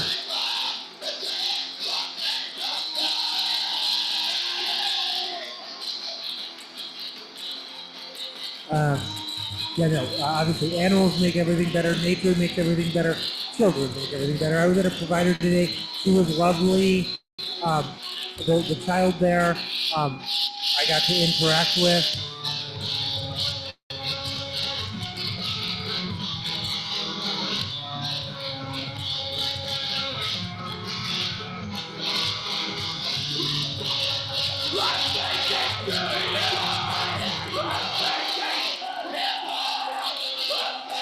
Yeah, I was thinking, normally I don't name people, but the provider's name is Jama, and the kids call her Mama Jama, and it's just really sweet, and that's, but yeah, no, this little girl was very fun, and, inquisitive and talkative, and yeah, I was again called a toddler whisperer because it is.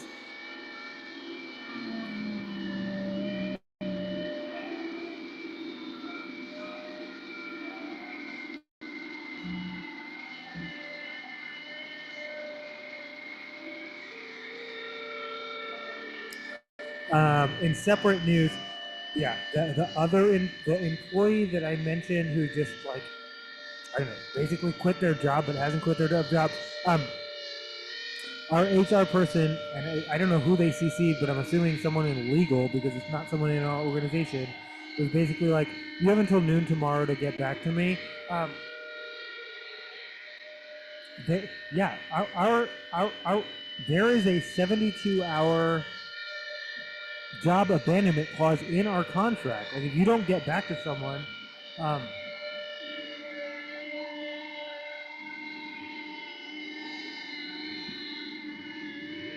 feel like this person is still going to be given extra chances. I feel like somehow, like some people just evade accountability, and this person is one of them, and it's frustrating. But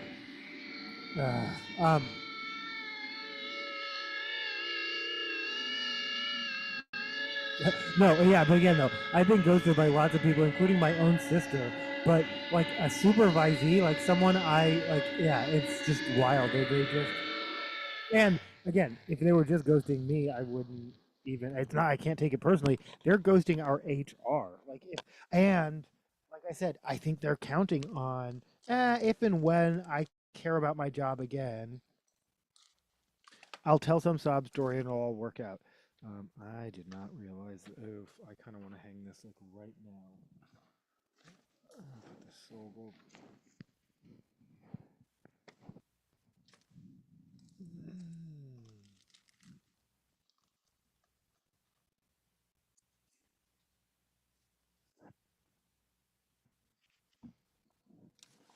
Okay, I won't for now, but I kind of want to.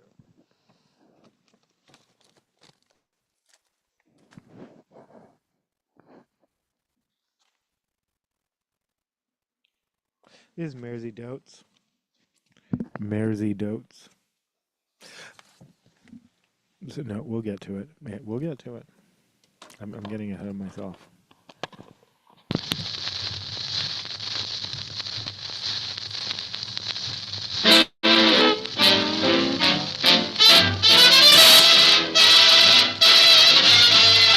I know a ditty, nutty as a fruitcake, goofy as a girl, and silly as a loon. Some call it pretty, others call it crazy, but they all sing this tune.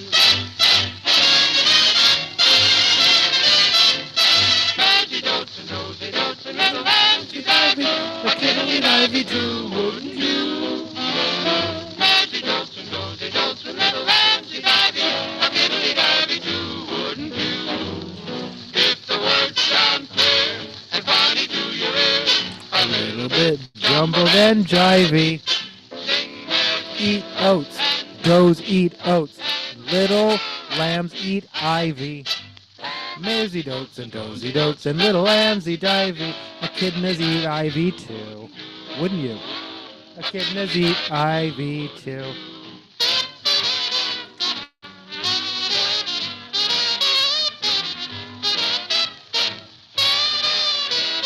Nosy dotes and nosy dotes and little Ramsey divey, a kiddly divey too, wouldn't you?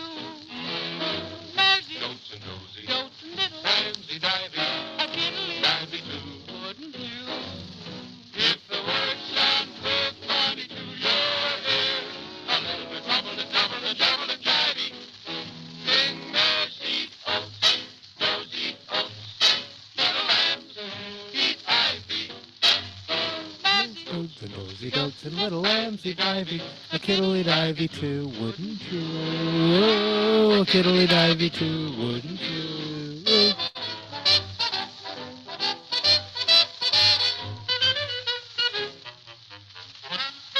Mm. Mm. Okay.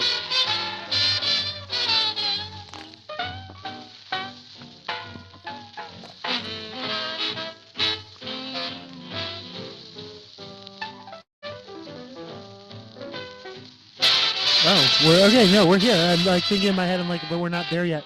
Um, so obviously, you can see I've redone the set. Um,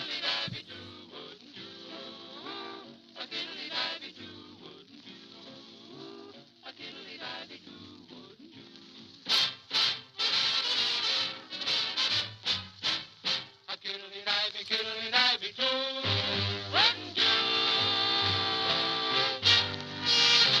Little Lambsy Divey. This is I'm my own grandpa. This is actually like back to kind of almost the old set. So this used to be where I would shoot my episodes, but the corner turned into my work set. Yeah, my work set used to be over there, work set. But where I appear on Zoom at work,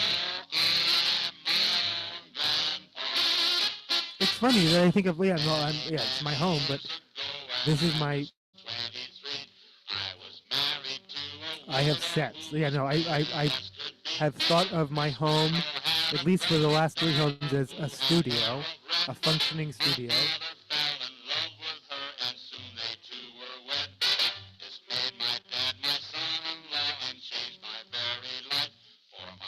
Every time I try to follow this song, I can't actually do it.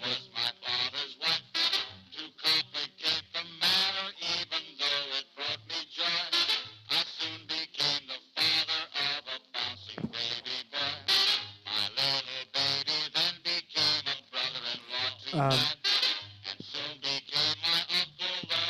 yeah, I don't know if this is temporary. I just wanted to put my menorah in the window, but also wanted to appear in the episode. And rather than move it back and forth, I was like, oh, I can rearrange all this. I have a huge amount of space now. I don't know why I didn't do this earlier. I actually kind of really like it. But I might kind of shift it all over that way. The other the main thing I mentioned in the last episode is there is no longer a risk of me spilling wine on my mixer. Conversely, I'm realizing where I'm now keeping my wine could spill it on my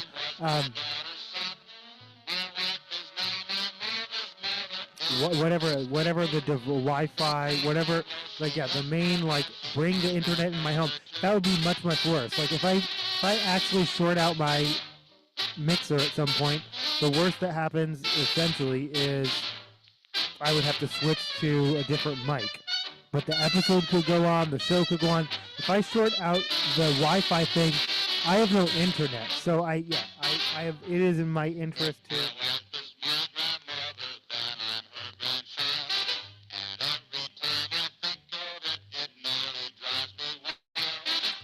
So, well, yeah, no, and also I'm realizing the ergonomics of, like, reaching behind me is all bad. Yeah, no, that's exactly what I was avoiding by moving the record player this way. It's all a work in progress. We're getting there.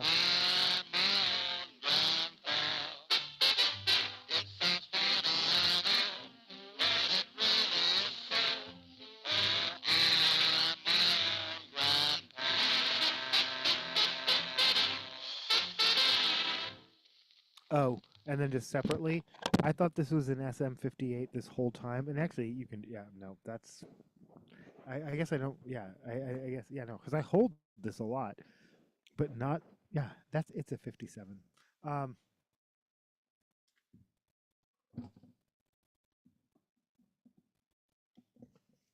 a Shure SM50. Again, that's, like, highly technical and interesting to only about 7 people in the entire world. However, I think 4 of them watch this channel and comment regularly on, like, microphones and, like, shout out to you. Again, Skip Shooter, whatever you're going by these days.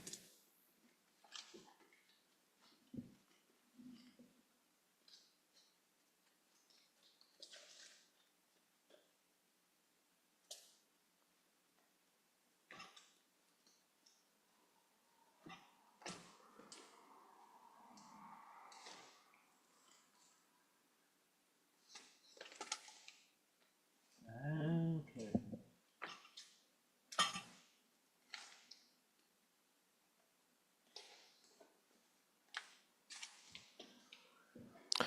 All right, give me a second. I'll be right back.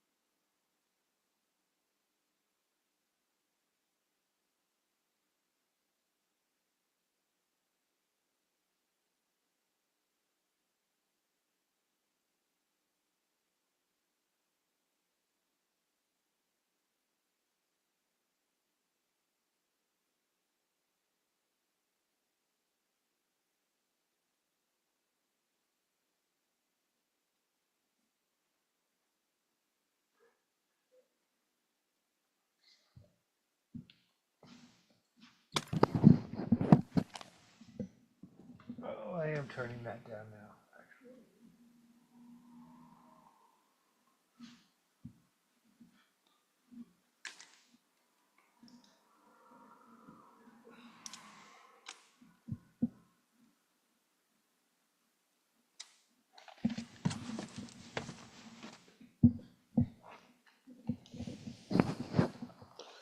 Entering the mood lighting era of this episode.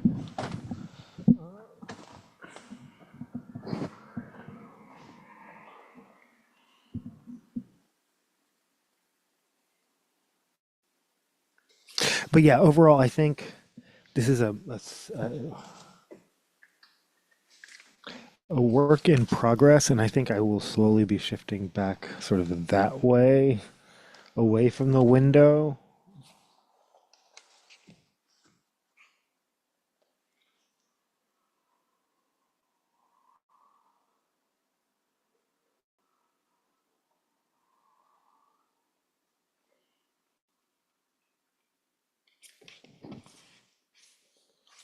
For record set.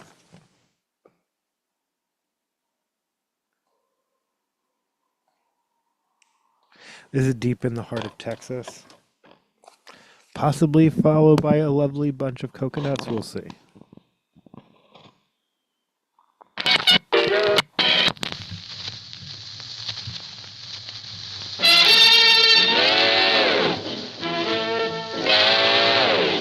Off of Mersey Dotes, 44 wacky hits.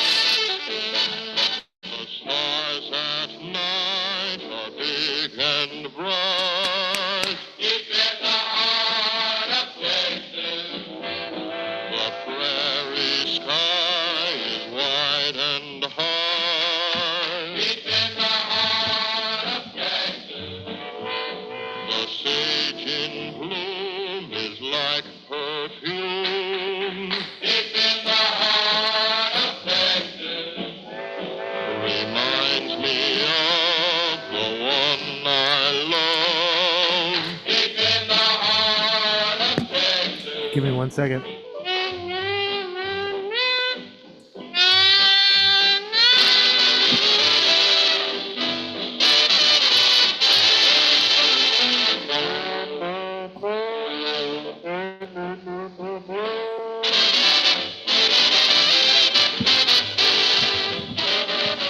The coyotes will along the trail. Deep in the heart of Texas, the rabbits rush around the brush. Deep in the heart of Texas. And of course, if I leave it here, I'm at risk of spilling it on my record. Okay, there's nowhere I can put the wine where I'm not going to risk spilling it on something. What is the most acceptable thing to spill it on? Dogies buzz and ball and buzz. Deep in the heart of Texas.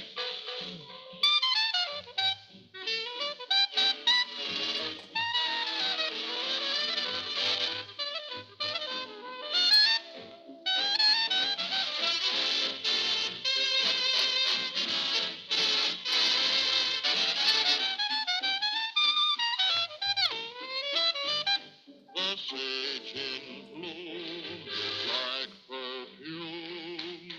Deep in the heart of Texas, reminds me of the one I love. Deep in the heart of Texas. Deep in the heart of Texas.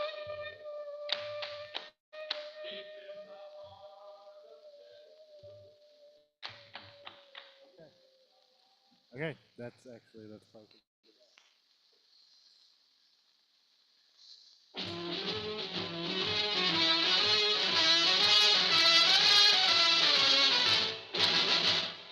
Down at an English fair, one evening I was there, when I heard a showman shouting underneath the flare. I bought a lovely bunch of coconuts. There they are standing in the row. Big ones, small ones, some as big as your head. Give 'em a twist, a flick of a wrist, that's what the showman said. I've got a lovely box of coconuts. Every ball you throw will make me rich. There stands my wife, the I love Me when I culled heavily from my novelty records. I did anything to turn that frown upside down. Like I, yeah.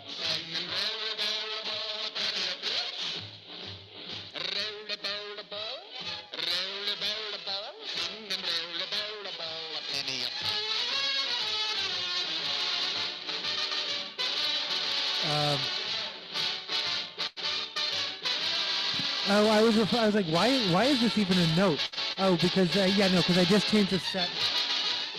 I was like, July 18th. That is not. That's right. The album listening party was before.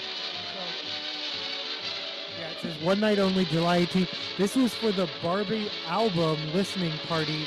Oh, I have to play something off the Barbie album now.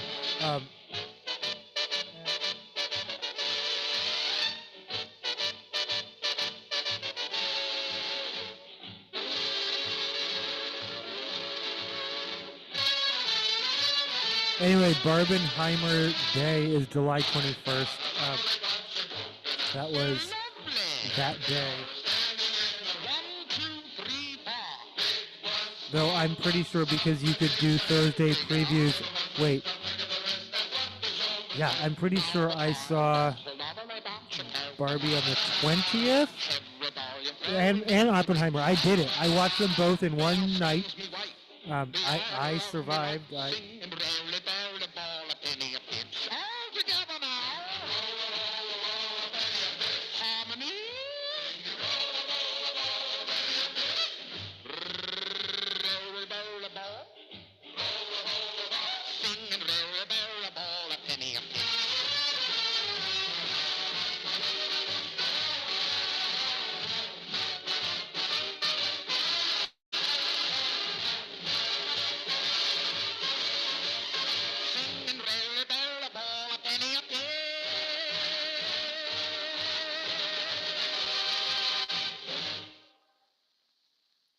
Holy shit. This is Danny.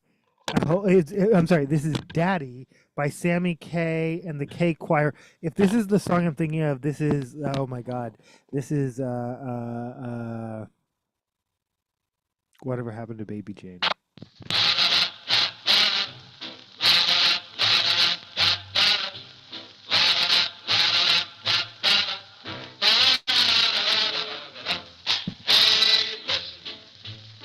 It's not.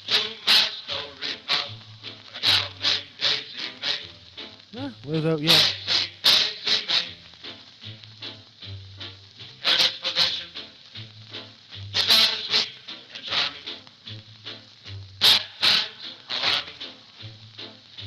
Me too.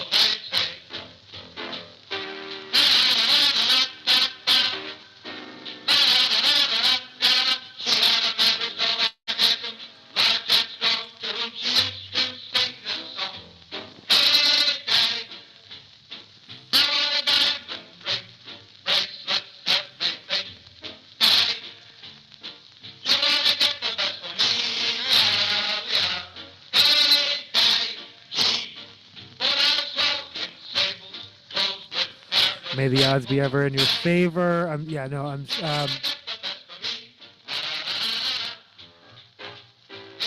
Philip Seymour Hoffman in Catching Fire. He's fucking awesome. The best line in Catching Fire is, Peter, how are we going to kill these people? I also love that he's named Peter, not Peter. Like, it's just a little feminizing. Again, I love that they're Man in Jeopardy films. She always has to save him. He's holding his own. He's getting better. But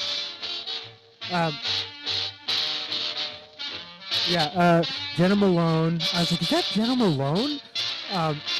She actually. Yeah, again, I was like, ooh, this is awkward because in my mind, Jenna Malone is like a child star. But she's at the point that this was made, she was in fact, she's older, much older than Josh Hutcherson at that point. She wished she'd seen more. and she wants you to know she was really naked in that scene, and she wants you to know she really can strip in 6 seconds. Carol Malone, she wished you had seen more, but PG-13. What can you do? She's not. They didn't. Yeah, they didn't. There was no clause in her contract like the.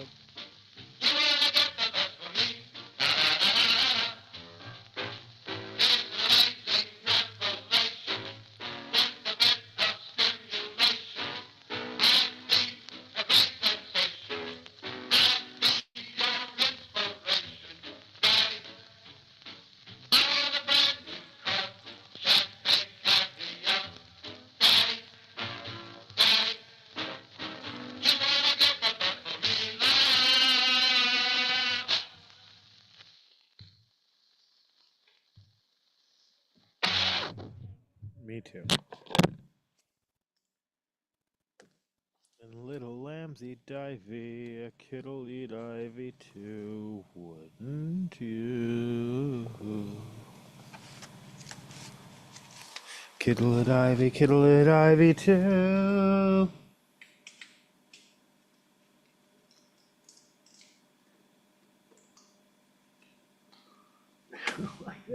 Not everything can stay in the.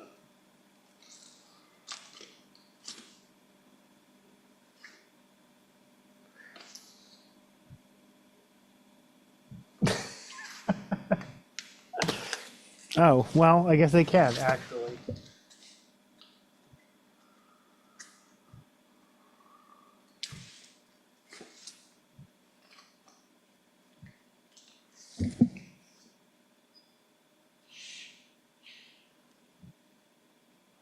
Bus.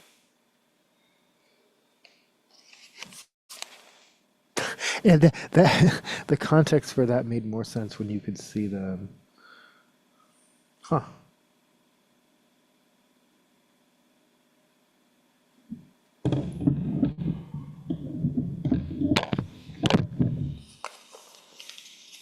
This is Haim with Home. I don't know if I played this. Followed by the What Was I Made For by Billie Eilish. Followed by the Kid Laroi with Forever Again.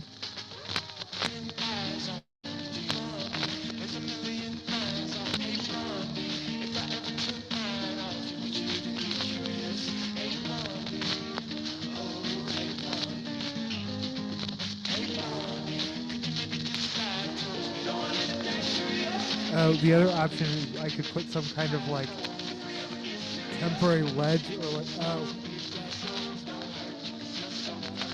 okay.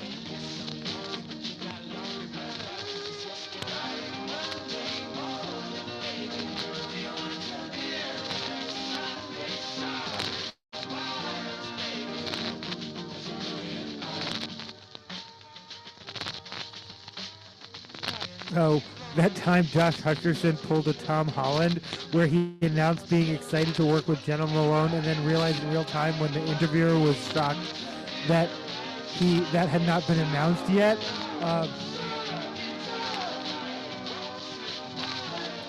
I guess the capital city is called Cana. I don't know. Anyway.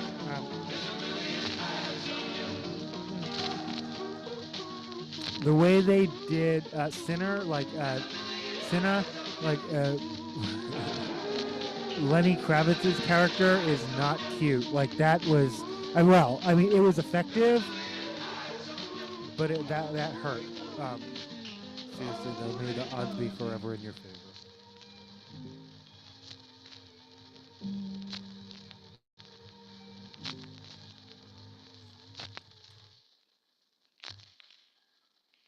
Meow, meow, meow, meow.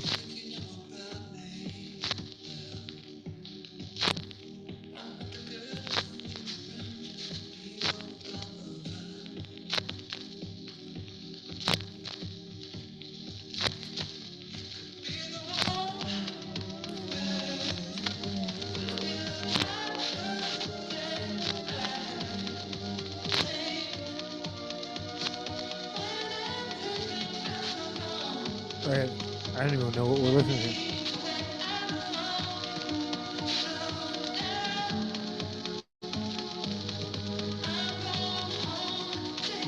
Okay, wait. That was "Hey Blondie" by Dominic Fike. Okay, I I'm sorry. Wait, I'm sorry.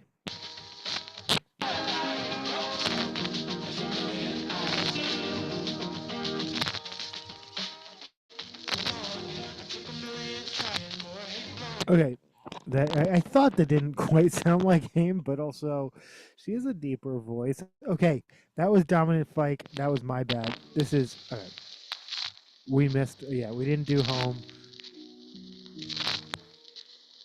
Meow meow meow meow. Sorry, that's all I hear now. And I'm full disclosure, I'm not the biggest Billie Eilish fan. I'm kind of a big Phineas fan though.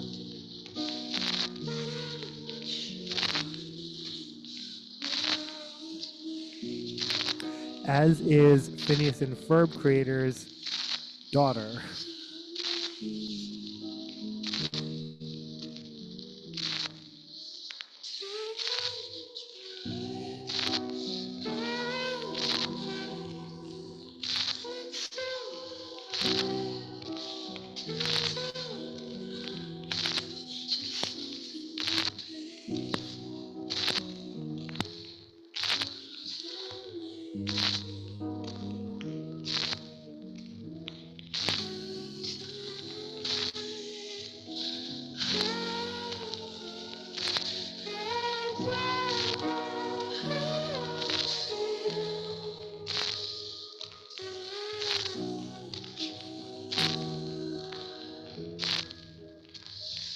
The soundtracks episode. Okay.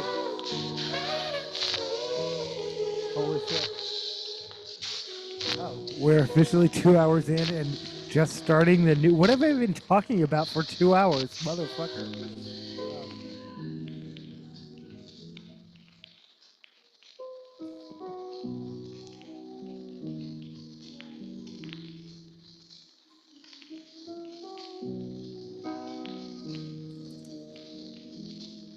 Remembering Rob Reiner.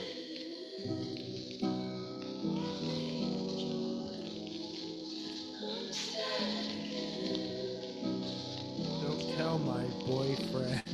Oof.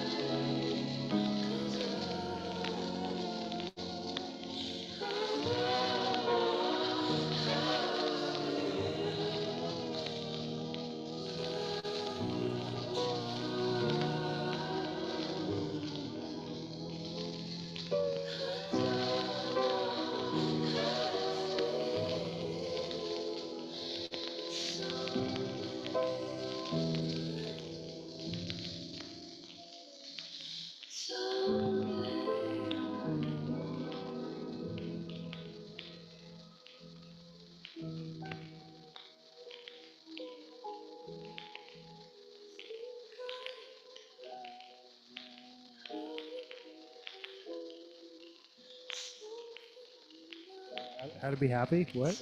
Are there instructions on that?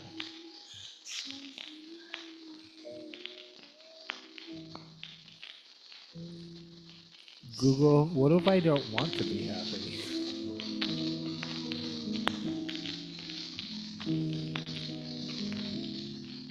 What if I'm so used to and unfamiliar with, yeah, we're so used to unhappiness and unfamiliar with happiness that that actually sounds scary and weird at this point.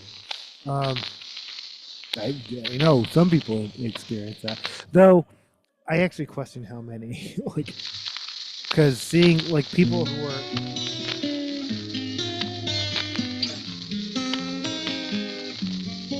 the Kid Leroy with Forever Again.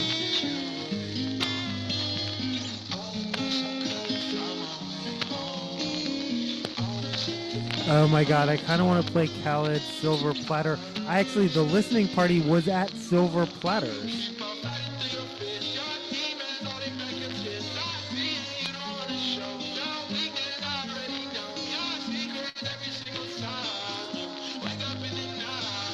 fact, I'm going to play it out. And okay, well.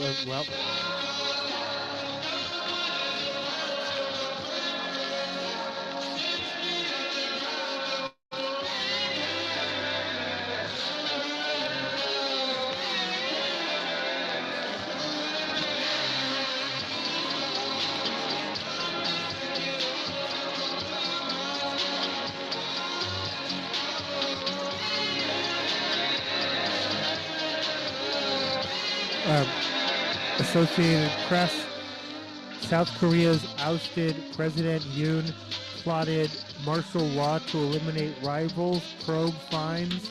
This is reporting by Jung Jin Kim and Kim Tong Hyung. Wow, that sounds familiar.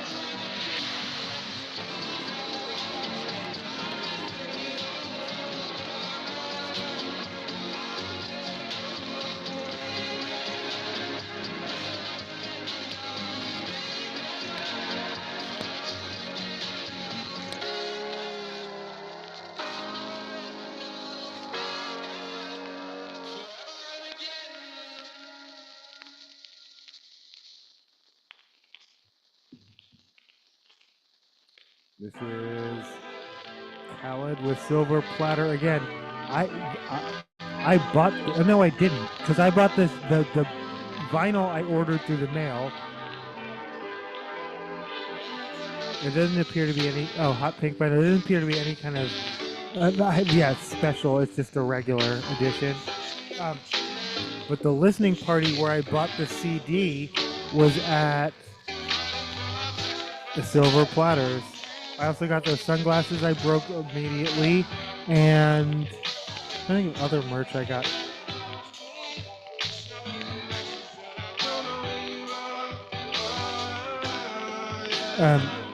AFP, Jimmy Lai convicted of national security charges in Hong Kong. Hong Kong pro-democracy media tycoon Jimmy Lai was found guilty Monday on 3 national security charges, a conviction rights groups denounced as the death knell for press freedoms in the Chinese financial hub.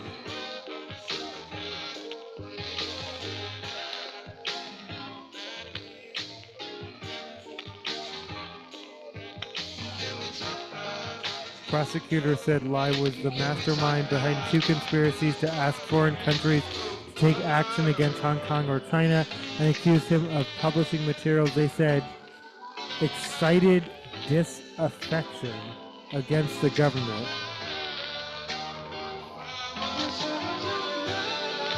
Don't we all, though? The 78-year-old 78 Club, the 78-year-old who pleaded not guilty to the charges now faces a maximum penalty of life in prison. When he is sentenced, he can appeal Monday's conviction.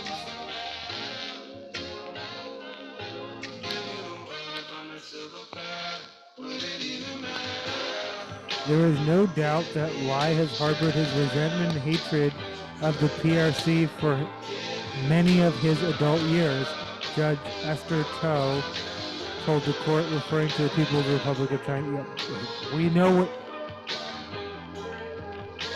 Sorry.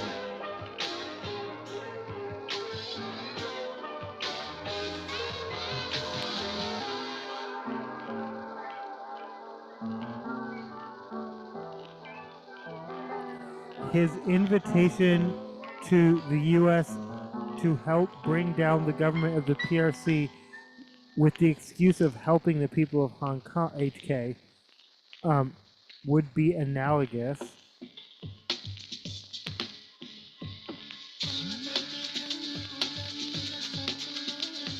This is Pink Panther, this is Angel. We're just gonna, okay, fuck it, we're just gonna play it out. We're gonna play the whole. Wait, we're playing the whole B-side. B-side, baby. Um, this is Pink Pantheress with Angel, followed by Gale with Butterflies, followed by Ava Max with Choose Your Fighter.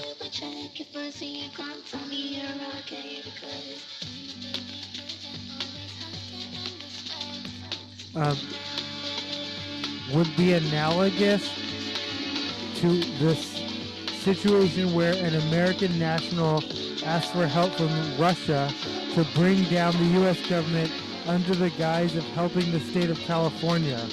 Wait, you mean that like the time Donald Trump literally invited Russia to rig an election, and as far as I can tell, they like jumped into like done.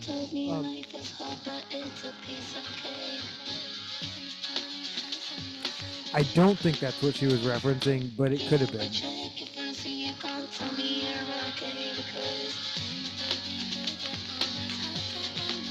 What I'm realizing in my, but I guess people older than me have already figured how fluid it all is. Like how it can all go one way and then the other and then back and then the other and then back. Like how both exciting if you live long enough, but also boringly like, oof. But we gotta live through the dark times while the pendulum swings.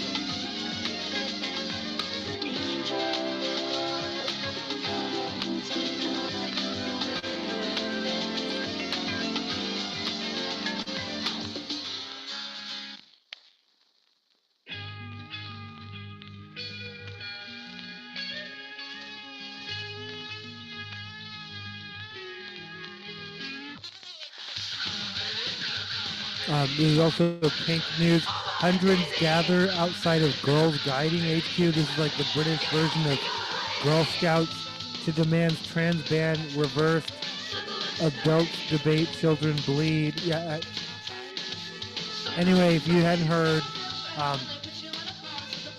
the British equivalent of Girl Scouts have banned trans girls, and J.K. Rowling is rolling over and oh no wait, I'm sorry, she can't. No, she's just celebrating because she's gloating.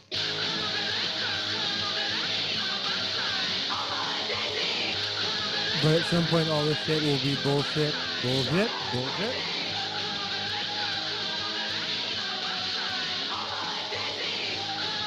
And she'll be gone, and I hope to live that long, but I might not.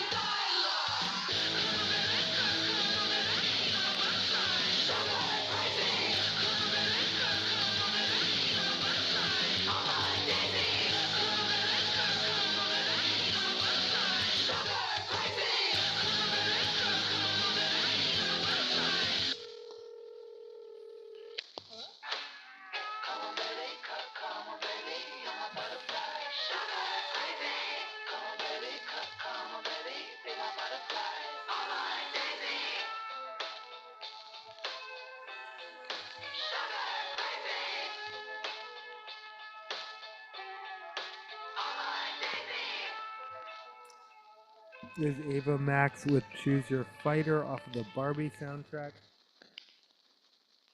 You can be a lover or a fighter, whatever you desire. Life is like a runaway and you're the designer. Wings of a butterfly, eyes of a tiger. Whatever you want, baby, choose your fighter. Bloop, bloop, bloop, bloop, bloop.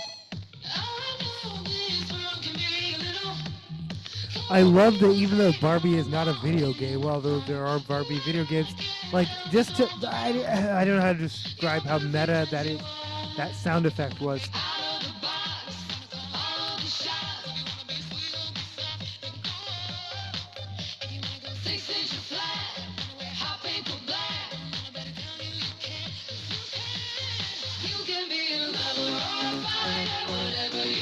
I don't know if this charted or not, but I'm glad that Ava Max is on the soundtrack.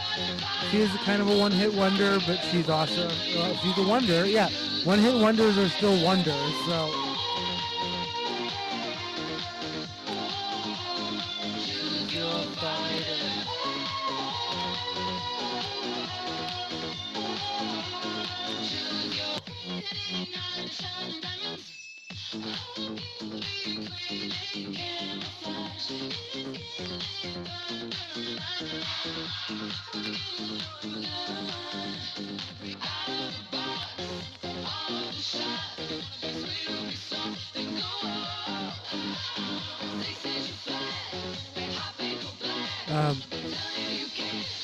Well, I referenced it earlier, and I got bogged down at CNN Business.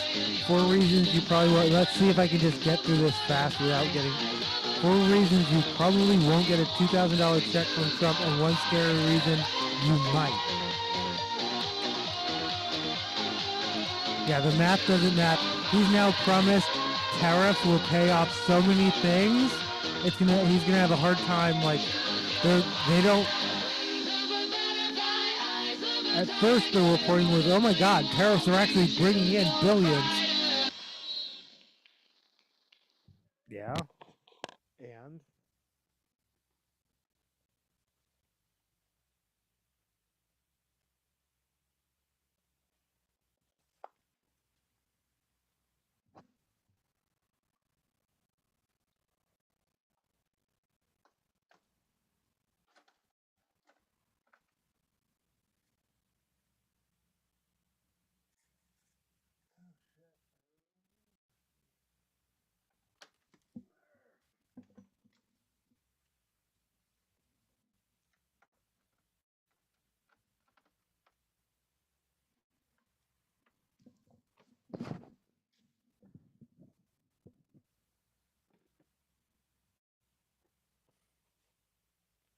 this is Dear Future Self, Hands Up, featuring Wyclef Jean. I never know. Featuring Wyclef. Oh, you're like, it's Wyclef. Yeah, no, I don't even know. This is Dear Future Self, which is actually a cover, which.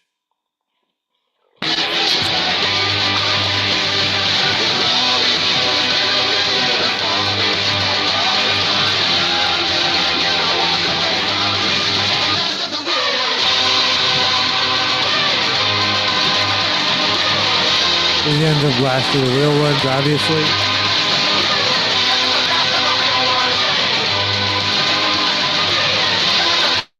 Fall Out Boy.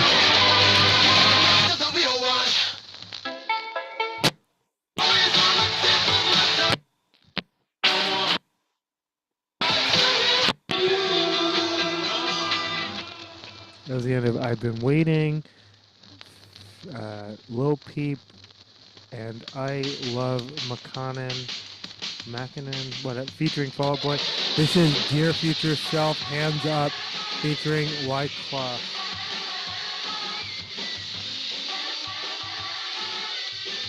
Off of Believers Never Die, Volume 2.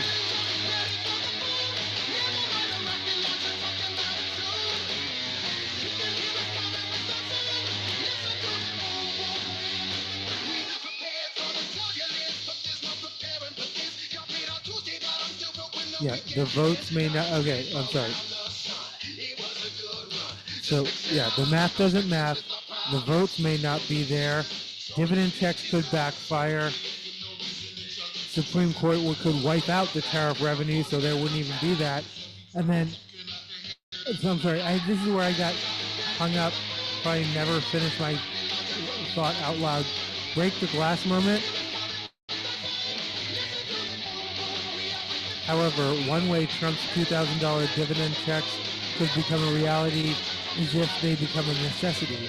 If trouble in the job market intensifies and the unemployment rate climbs significantly, then the White House could argue direct payments are necessary to prevent a recession or minimize the damage from one.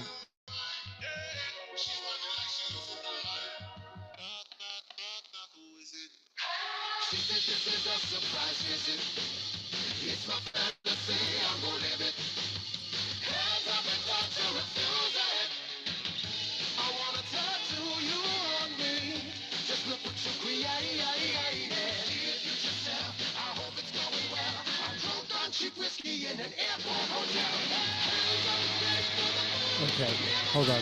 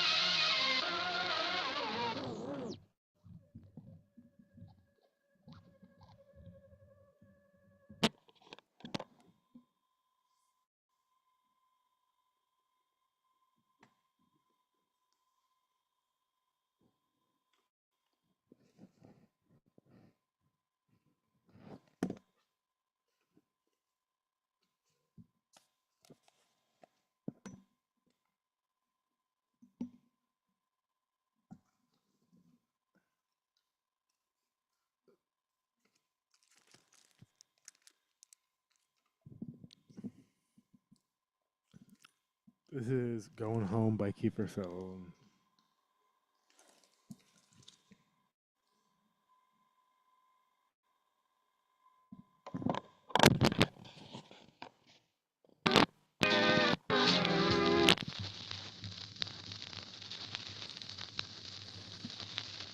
Oh, Down in a Hole.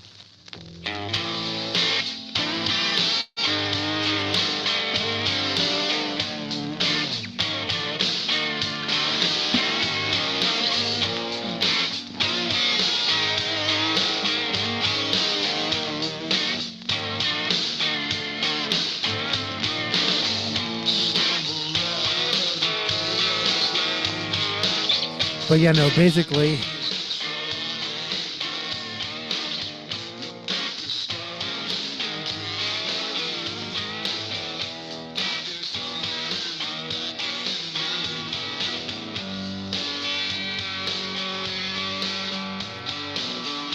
Yahoo Finance, Trump has, December 14th. Oh no, this is updated Sunday. Okay, this is as of today. Trump has suggested his now dwindling tariff revenues could pay for at least 9 different things.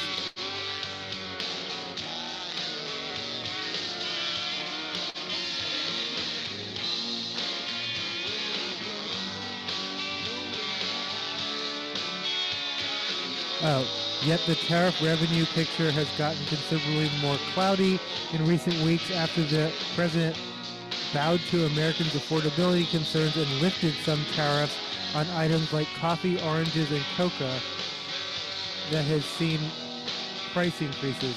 This led to a downward tick in monthly tariff revenue from $31 billion received in October to 30 point. Yeah, okay, well it's billion. We're still in the billions. The first decrease since Trump began implementing his historic second-term duties.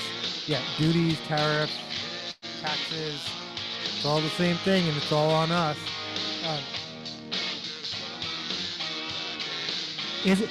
Why isn't someone asking him that to his face? Isn't reducing some tariffs an admission that tariffs are a tax on the American public?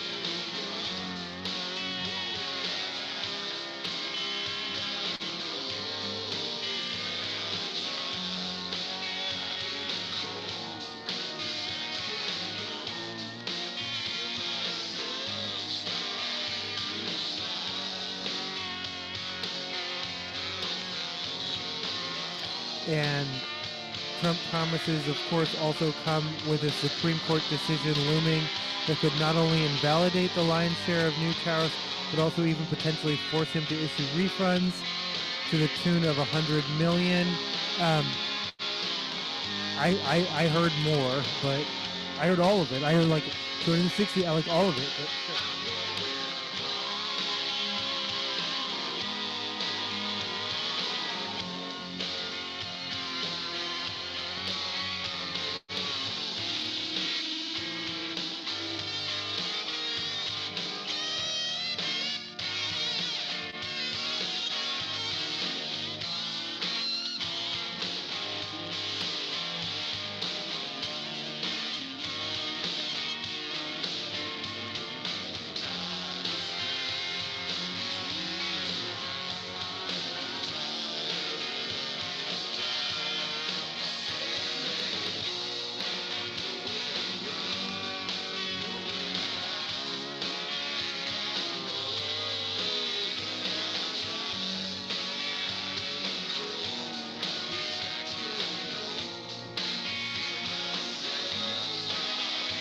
Was Going Home by Kiefer Sutherland off of Down in a Hole.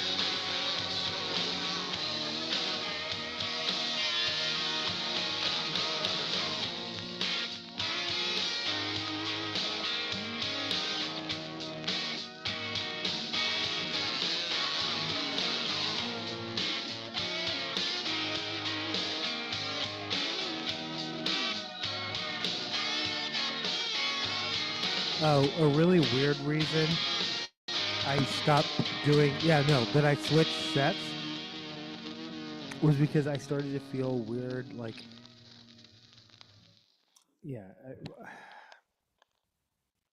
ongoing fear, well, unlocked, that I would be doxxed. I will be doxxed. And someone will come for me. But again, with a police shooting just down the block. This is You Can Never, that was Going Home by Kiefer Sutherland. This is You Can Never Go Home by The Dare.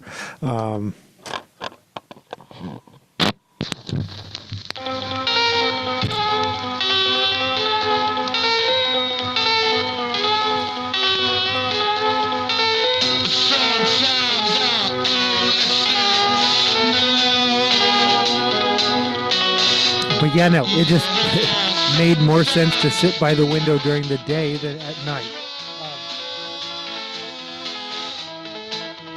But also specifically because I thought I could be targeted.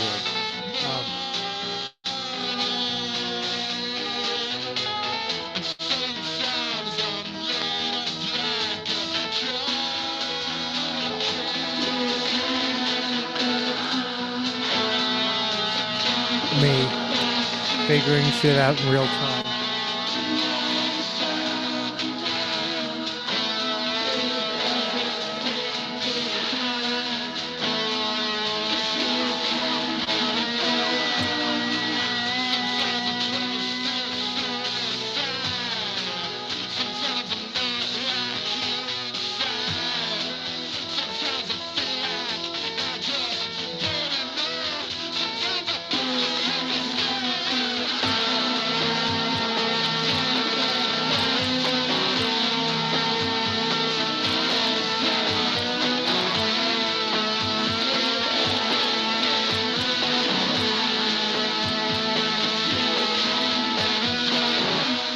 Oh, back to Seattle Police Department.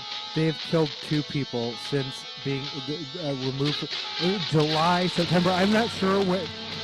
Seattle Police Department are no longer under consent decree.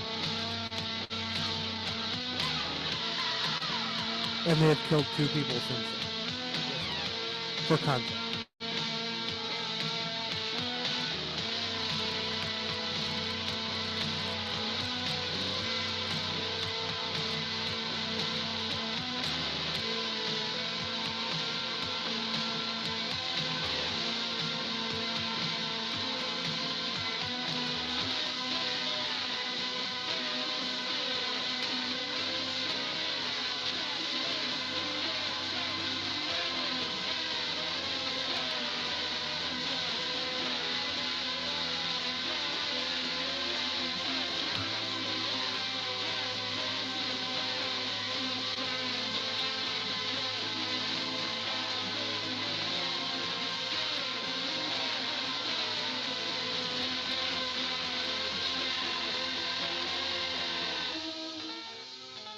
Oh, me getting stuck on a list. Like, yeah.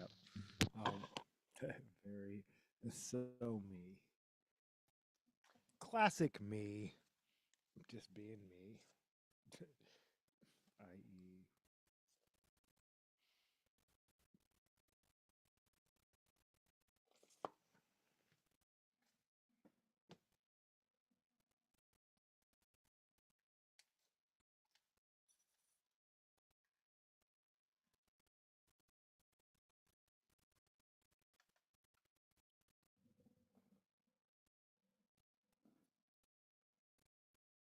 This is Dead Eyes of London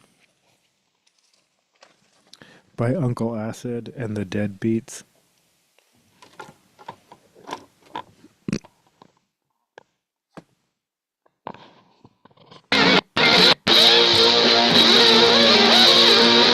At the end of Witch Garden, Witches Garden, excuse me.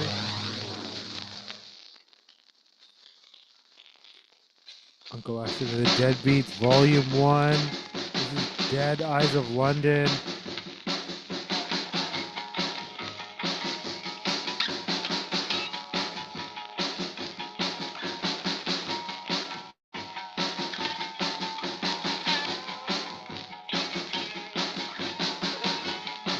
This is a low fidelity record, me too.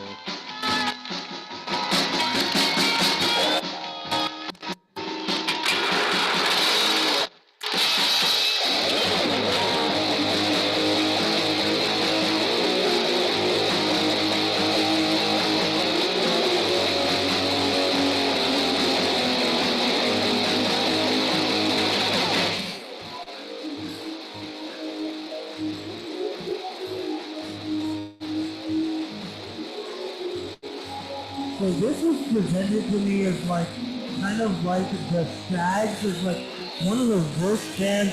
They have no timing. That I fucking love Uncle Acid and the Deadbeats so much.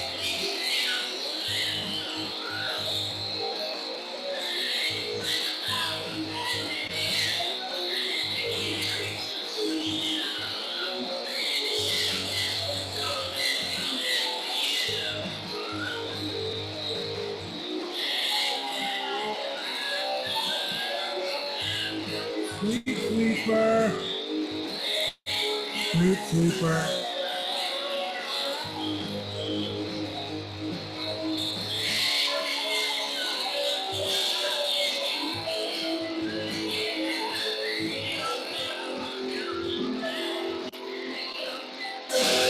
I'm sorry, back to all the things Trump has claimed tariffs will pay for. Hi, Karma. You're welcome to jump up. Oh, this used to light up, but it doesn't light up anymore. It's from ThinkGeek, so I can't buy another one because they went out of business. But my 8-bit menorah used to light up, but it doesn't anymore, and so, yeah.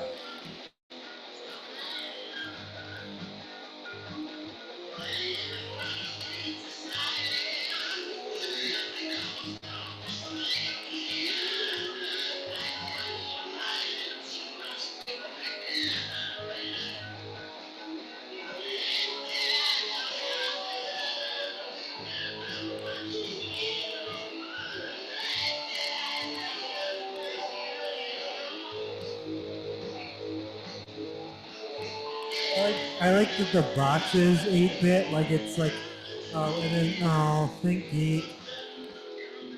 They have stores at the mall. I remember the ThinkGeek store at the Northgate Mall. Yeah.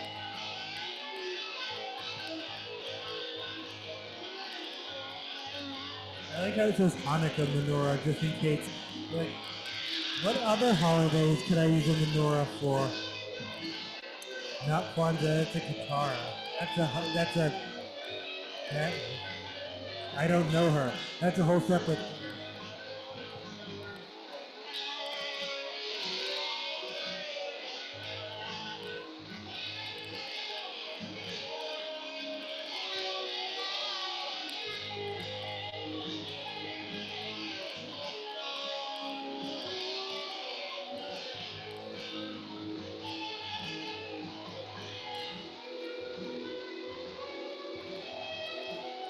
In addition to farm bailouts, dividend checks, and tax cuts, Lincomb noted that Trump's promise to pay down the national debt with tariffs and his occasional suggestion that tariffs could lead to the elimination of income taxes.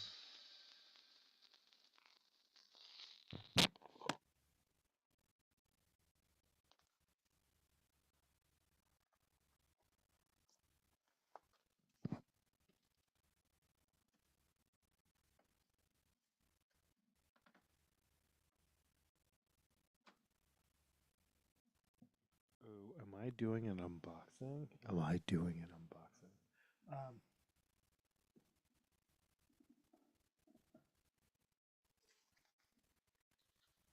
Hi, Kamsi. Yeah, you can jump up.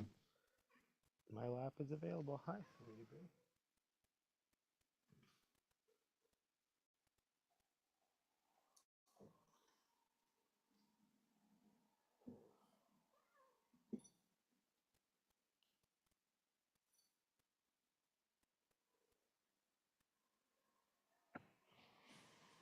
Oh, is that a consequence of me moving this over? That all the camera hog cat pets like they can't get on camera because they're in the wrong place. Like they're. I'm not saying you're looking for a close up. Um,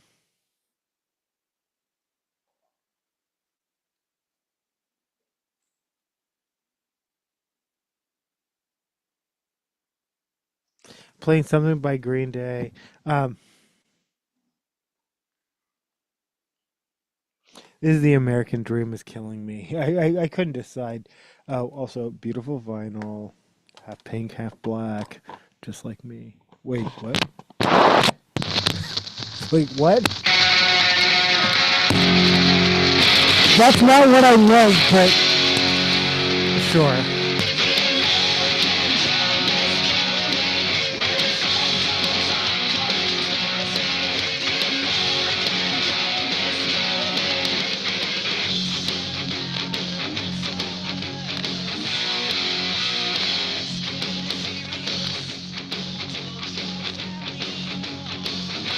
this is the American dream is killing me off of um, Green Day's Savior.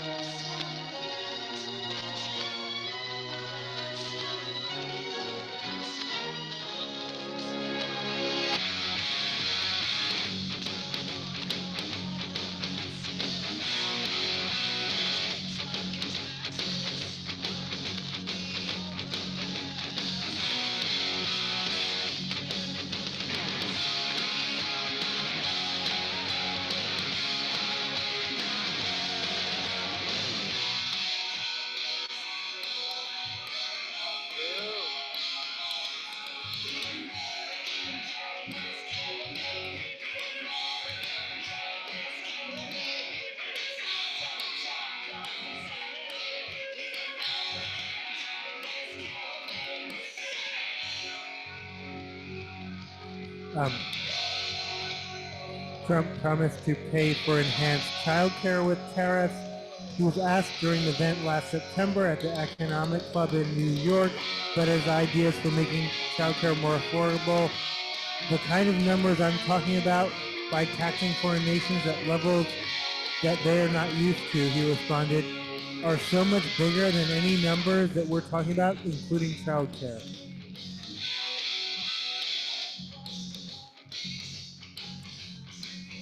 A review of Trump's campaign promises and other proposals since taking office unearthed even more examples, including at the same Economic Club of New York event. Though all the money will be taken in through tariffs and other intelligent things, just call it smart if you like it, and call it, deranged if you don't. We'll have the greatest sovereign wealth fund of them all, he said, suggesting another use for the money. Um,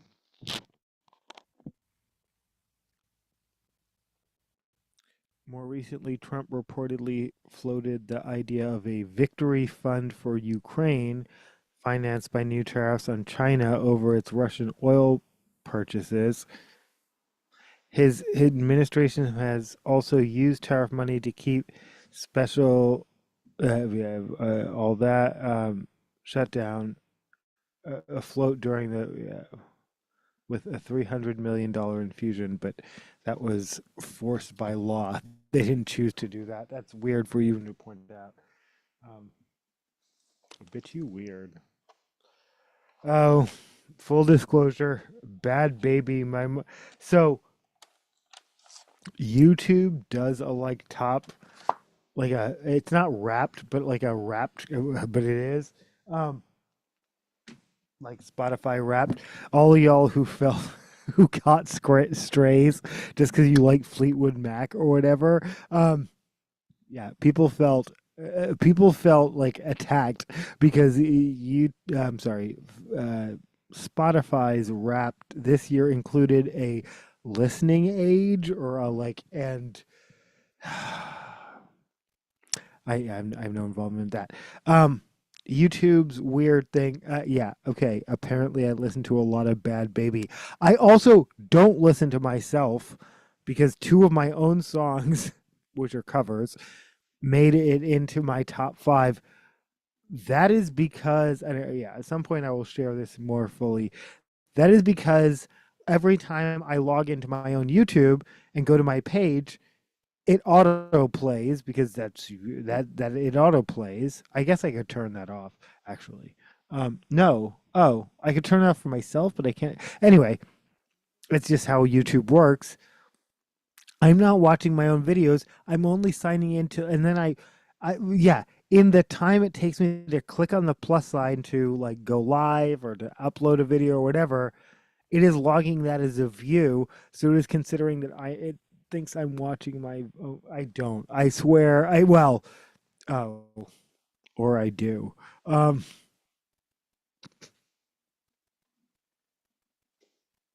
Embarrassingly.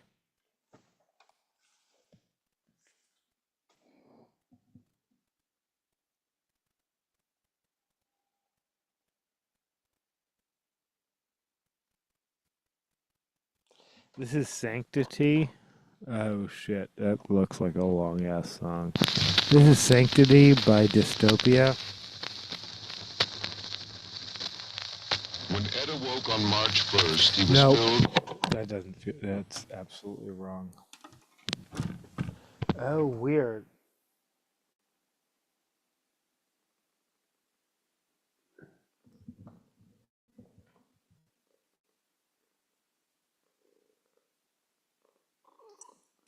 Has this been? This can't have been misled. Hi, hi, buddy.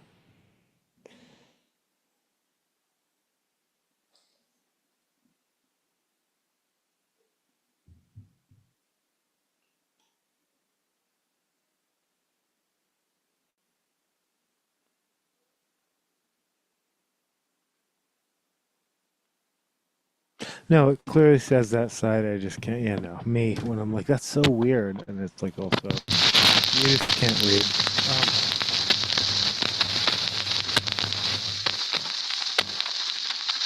If you want to When climb Ed up, awoke on March 1st, he holy was filled shit! with self-loathing he could not. No, this is mislate. But wait, that can't be. How have I not noticed that in all this time I've owned this? This feels. Oh.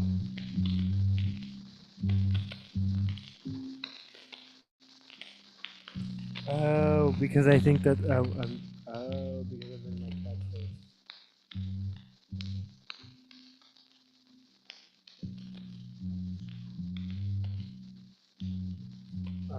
I'm gonna. Okay. I just figured out what was going on, but this is what I'm. This is Hands Up Mold, I think. Stress Builds character. This is Dystopia.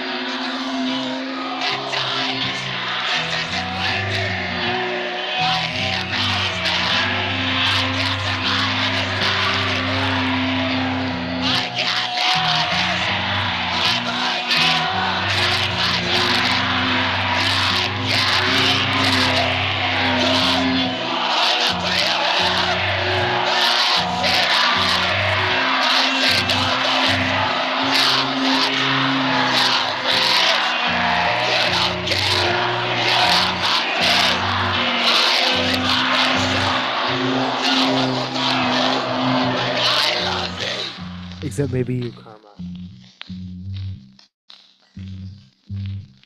If anyone loves me as much or more than myself, it's either Duke or Karma. It's for real. The loyalty of pets is eternal.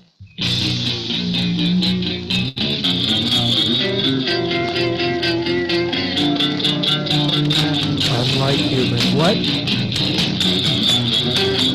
I see.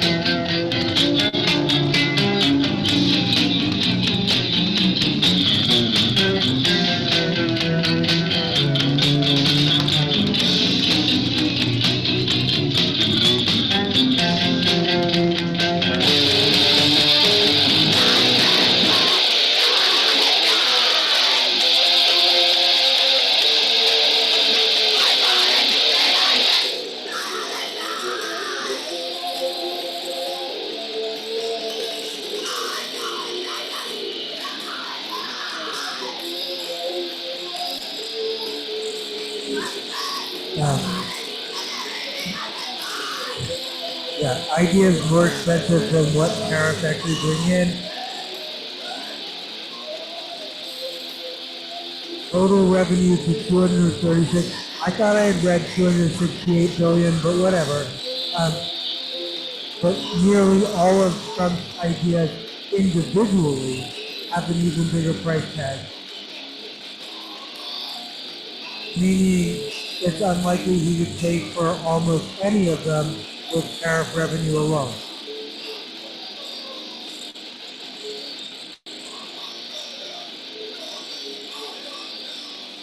For example, one committee for responsible financial budget recently estimated that one round of tariff dividend checks could cost up to 600 billion. It is from 200 billion to 600 billion. So the lowest range, and that would be only if it was for, and actually like 600 billion is if it was like sent to everyone indiscriminately.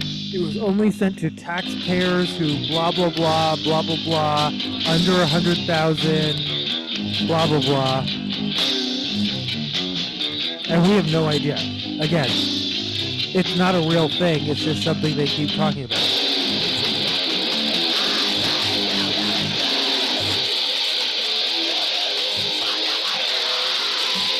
Living fucked up my brain too.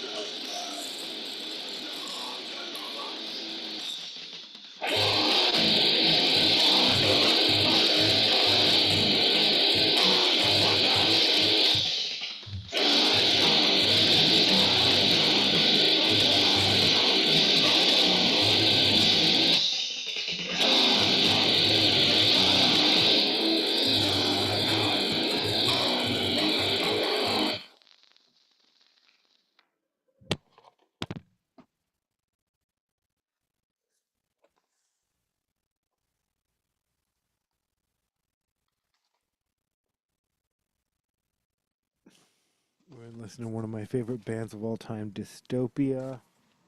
For that, Green Day. Here's also one of my favorite bands of all time, Guns N' Roses.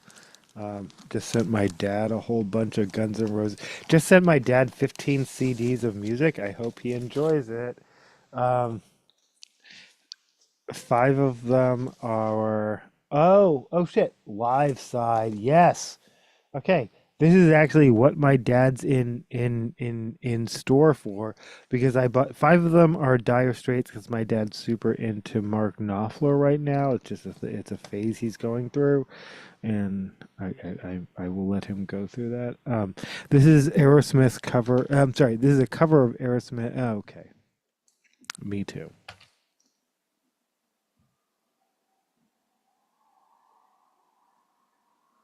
This is Reckless Life. Yeah. When in doubt, play track. Side 2, track 1. Live on a suicide. Live like a suicide.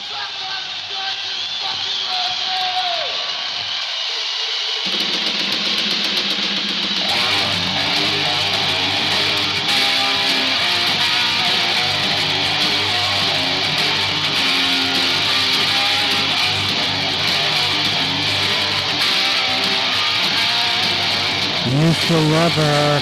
Oh my God. Every single time that will always go out to Christie Road because they insist it's about a dog.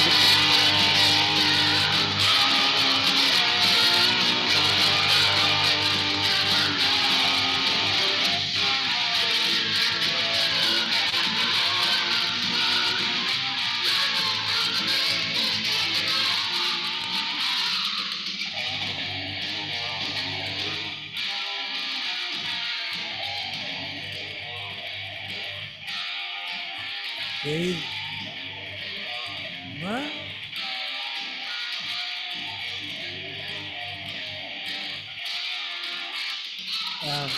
Thoughts and feels.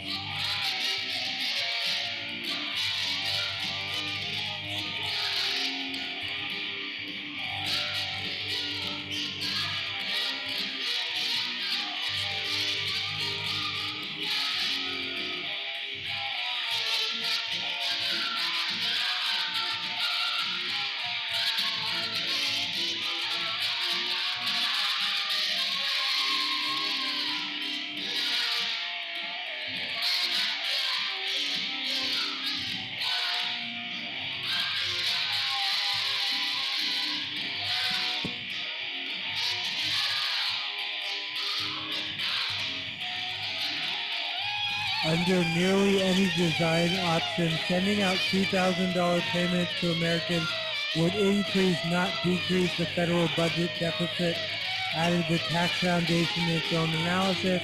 A better way to provide relief from the burden of tariffs would be to eliminate the tariff.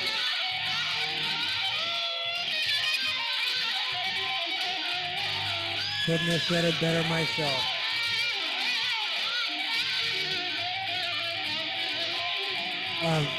NBC News.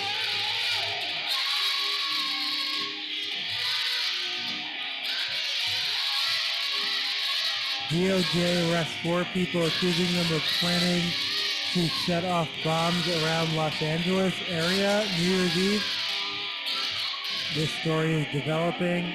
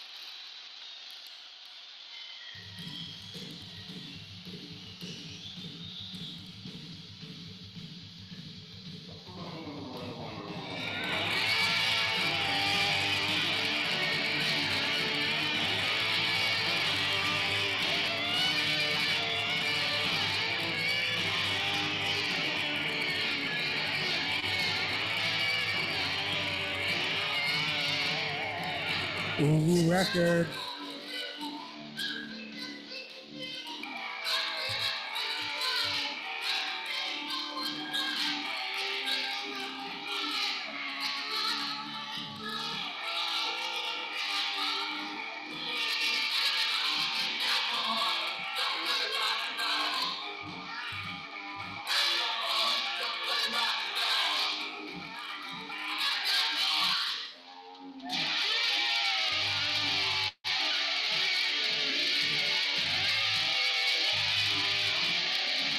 The January 6th police hero who has become a go-to witness for Democrats in Congress.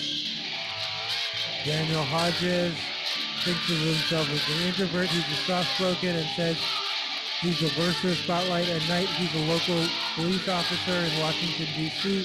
But during his off-duty hours this year, Hodges has become a unique and very public advocate on Capitol Hill. The only thing that will stop me is if people stop lying about January 6th and just acknowledge that what the day was and what really transpired. Yeah, that would make me feel very safe in Washington, D.C. Having police officers. Meanwhile, 6 Seattle police officers attended January 6th, and while none of them invaded the Capitol or committed any crimes, none of them suffered any repercussions other than embarrassment because we know their names. I could name them. I won't right now, but I have.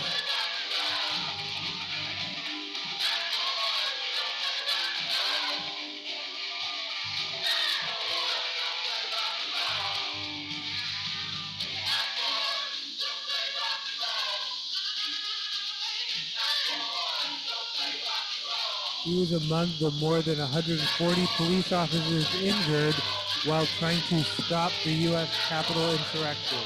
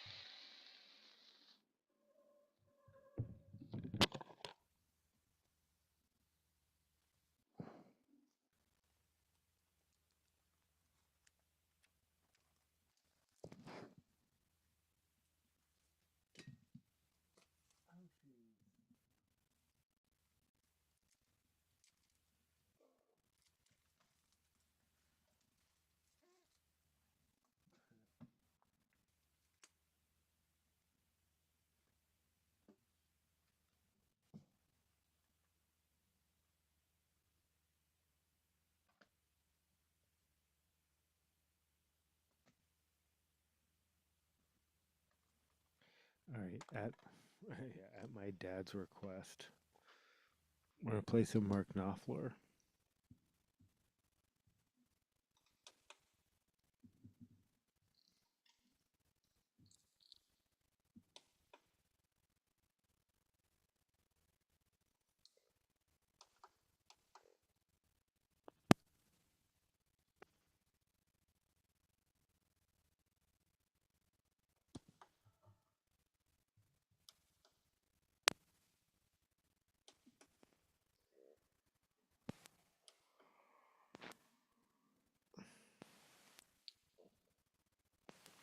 This is off of One Deep River.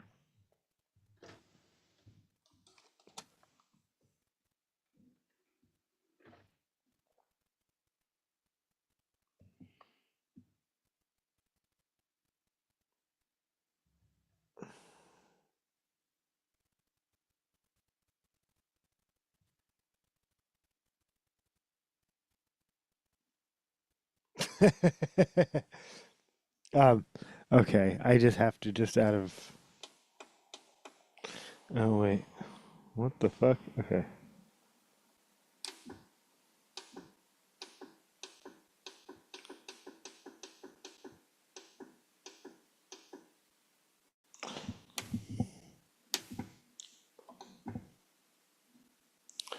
This one's not gonna end well. I hope that's not true of this episode, but you know,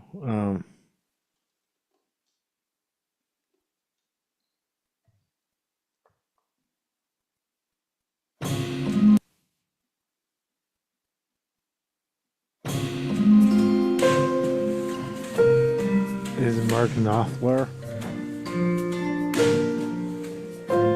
of Dire Straits fame.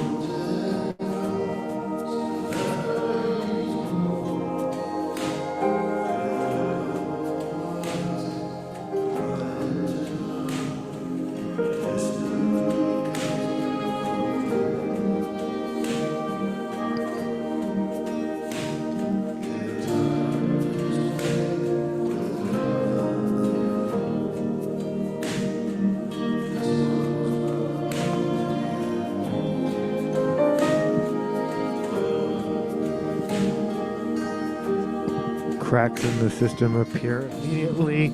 Okay.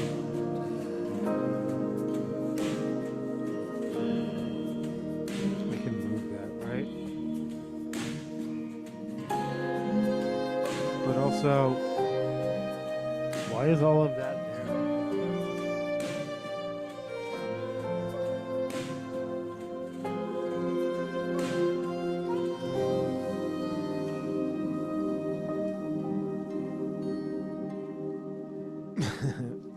Me too. Oh, shit. Me too.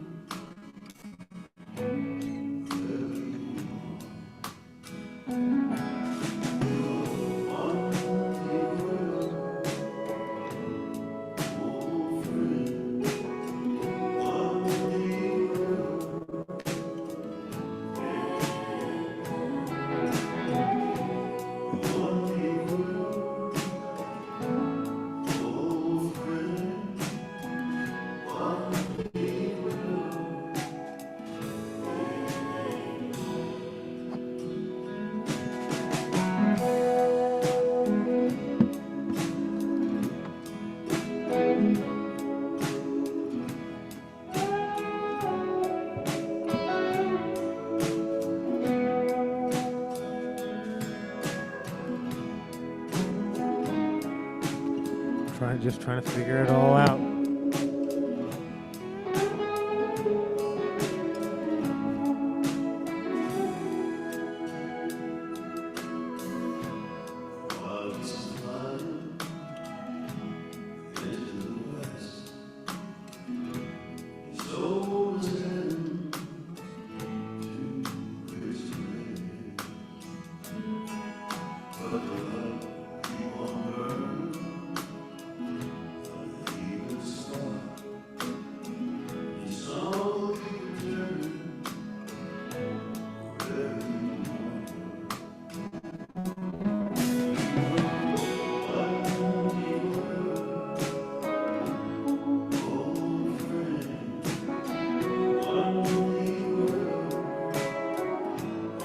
This is One Deep River off of One Deep River by Mark Knopfler.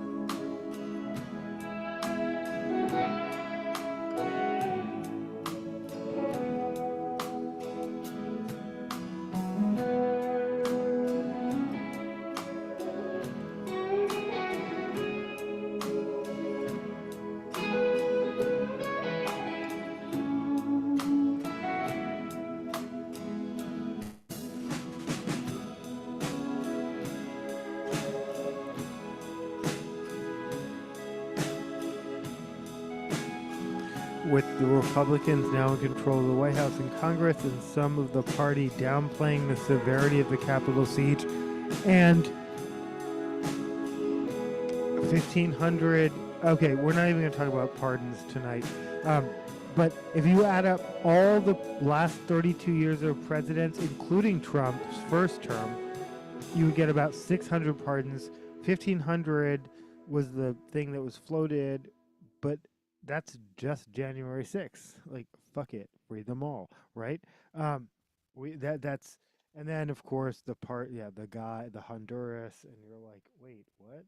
Um,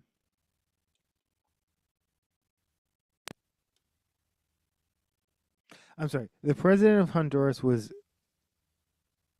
convicted of drug trafficking. Trump pardoned him erroneously. Yeah, well, it should be coming back to bite him more than it has. Um,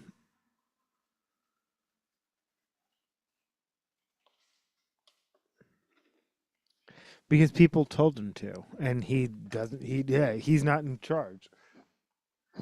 He's doing what people tell him to do, and he's admitting that out loud. That should be the story. I don't know this guy. I don't know. This someone told me to sign it, and I did. What are you talking to me for? Is almost his attitude, but yeah, that should be the story. Um,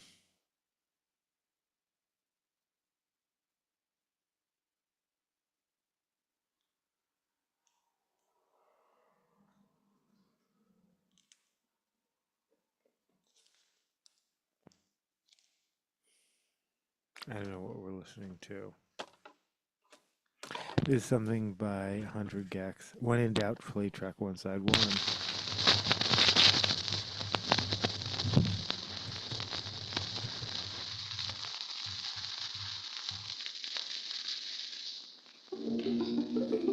Hey, look, kiss baby. You think you're so fucking cool, huh? You think you're so fucking tough? You talk a lot of big game for someone who's such a small truck. Aw, look at those arms. Your arms look so fucking cute. They look like little cigarettes. I bet I could smoke you. I could roast you. And then you fucking you text me I love you. And then I fucking ghost you.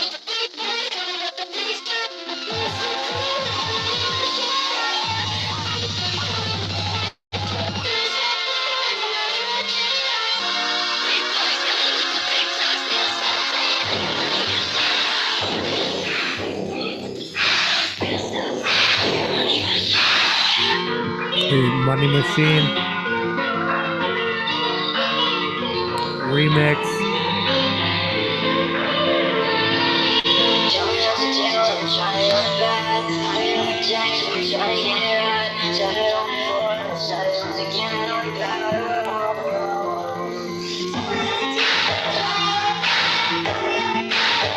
And it's not six, but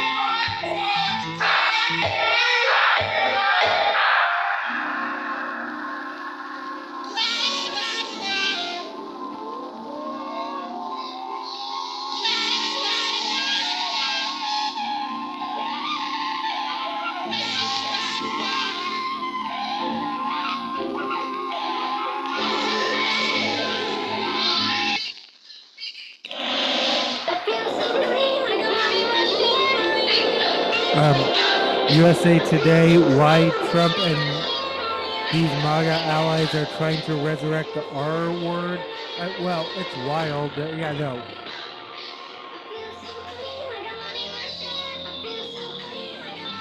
It's a line in the sand. For first of all, yeah, well, if they can stir up their base and provoke the left, they'll do it.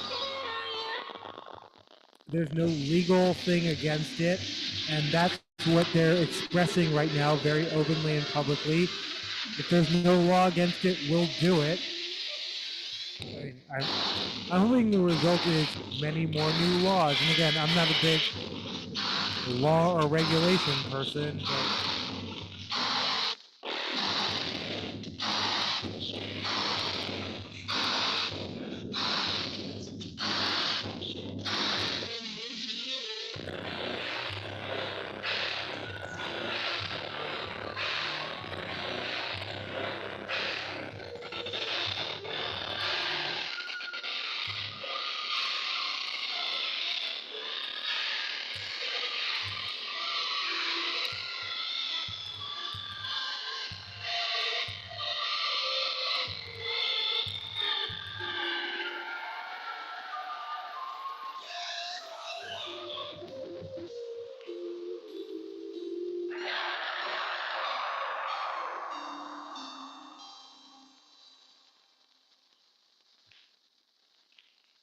little fight.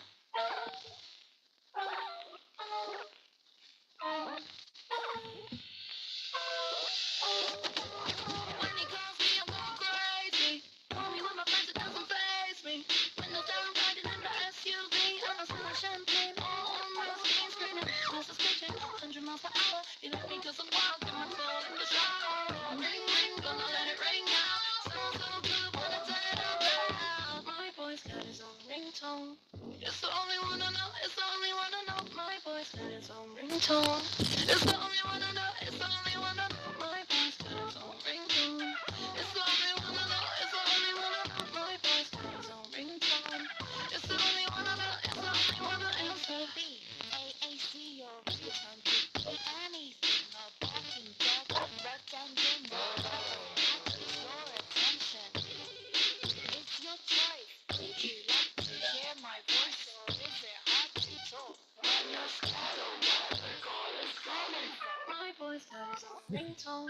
It's the only one I know, it's the only one I know. My boy's got Call his is own coming from ringtone. inside your ass. It's the What are we only talking one I about? know, it's the only one I know. My boy's got his own ringtone. It's the only one I know, it's the only one I know. My boy's got his own ringtone. It's the only one I know, it's the only one I know.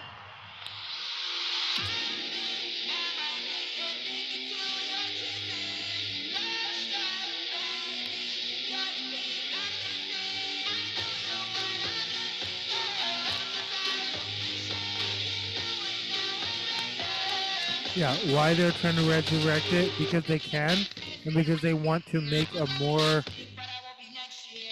brusque, more, yeah, for some, not all, society. Because they're ableist, because they suck, because, yeah, okay, I'm done.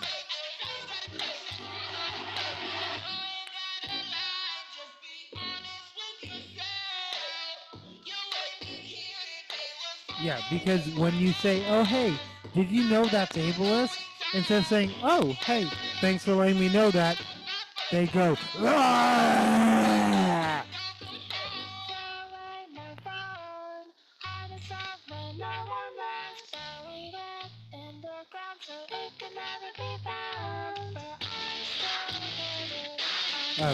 NBC News, rising tensions and finger pointing at DHS amid pressure to ramp up deportations.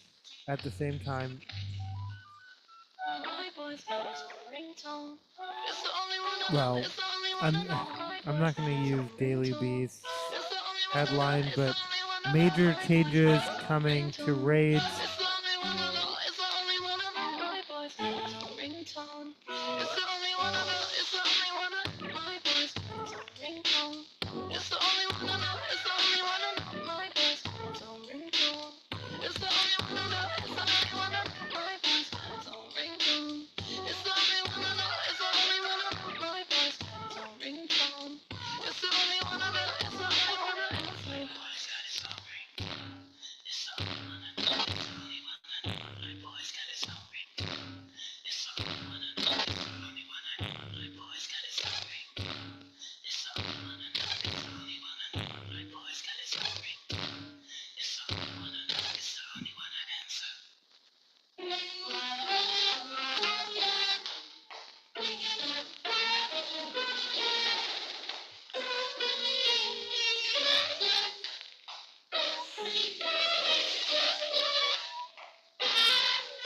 This is all 100 decks off of And the Tree of...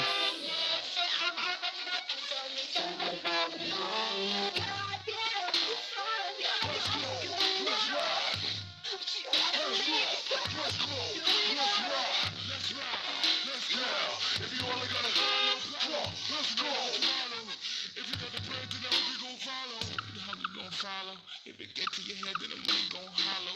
Easy, if you gon' come see me. There's more problems. See, anyway, the money gon' blossom. If you drop an email, there's no problem. CC, so solid. I'm greedy, I'm pushing for profit. Put a cease and desist on the guap. Never less than a bread with a squabble. Go check the blueprint for the plot. Young man, dig your elbow and pause it. It's the man that I on the Bible. What's the name? New guy, writing golden. All night, getting home about 4-5. I'm the new me.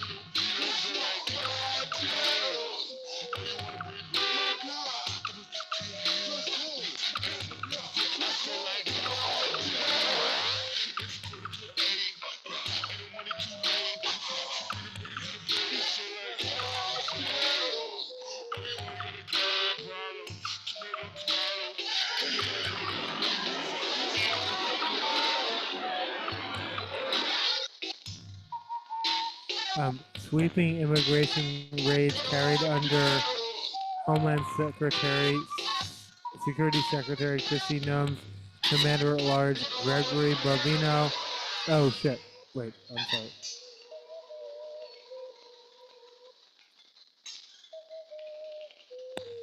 Yeah, well, again, they're being demanded to.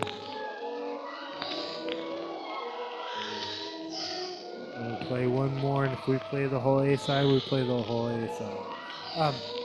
To increase deportments, the Department of Homeland Security has quietly moved to tone down its immigration enforcement tactics after polling revealed their heavy-handed raids failed to impress the public.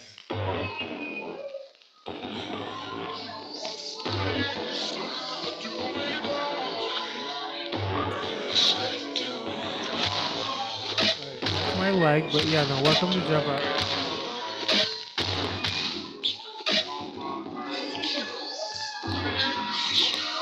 Don't touch the records ever.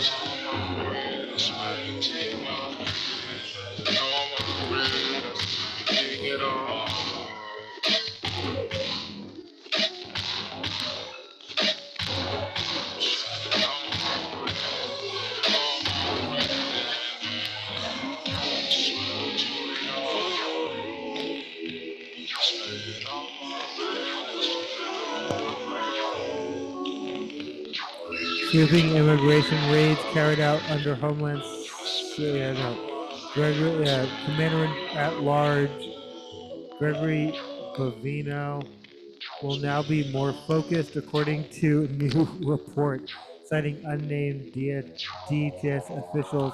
The shift comes after months of large-scale attacks that were billed as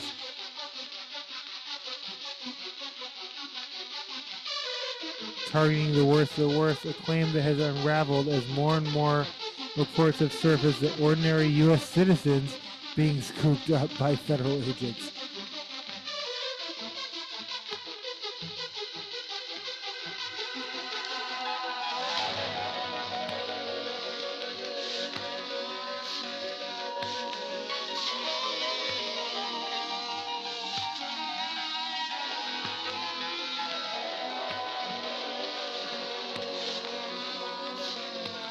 DHS sources say the changes mean agents will now have specific targets rather than simply joining raids in a given area, News Nation reported, because of course News Nation is, we get our news, okay.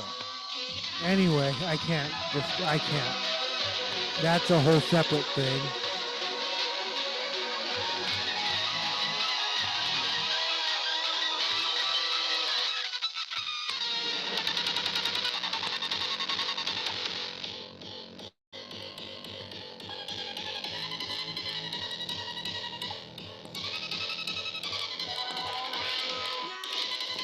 But yeah, no, that just specific targets doesn't mean it's cute.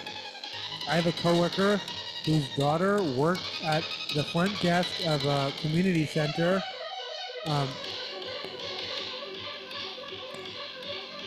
I showed up armed, masked, guns, all of it blazing, grabbed the guy and left.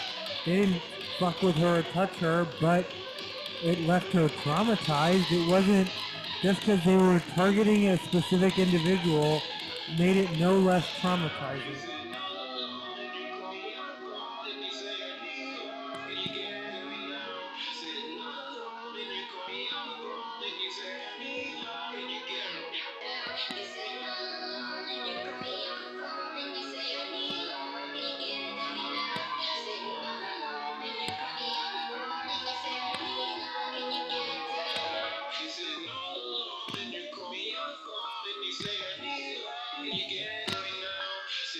The reported changes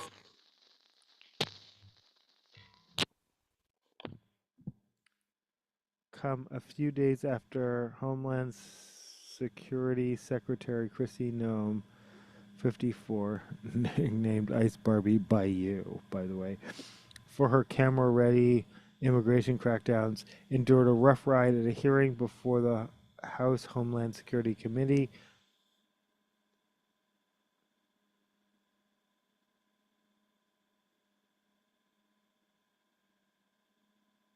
Instead of the large sweep operations like the ones carried out at places including Home Depot, agents are expected to narrow in on specific targets, particularly undocumented immigrants already convicted of serious crimes. Oh, oh, oh, oh. We're actually going to do what we've been claiming to do this whole time now? We're going to start now? Oh. Maybe that will change the reputation of an agency that is so corrupt they've been doing what they've been fucking doing for 6 months.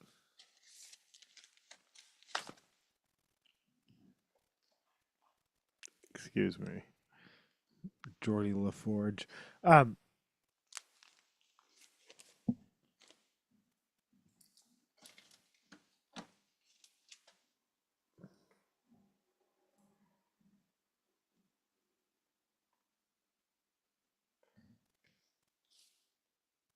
Is it Illuminati hotties?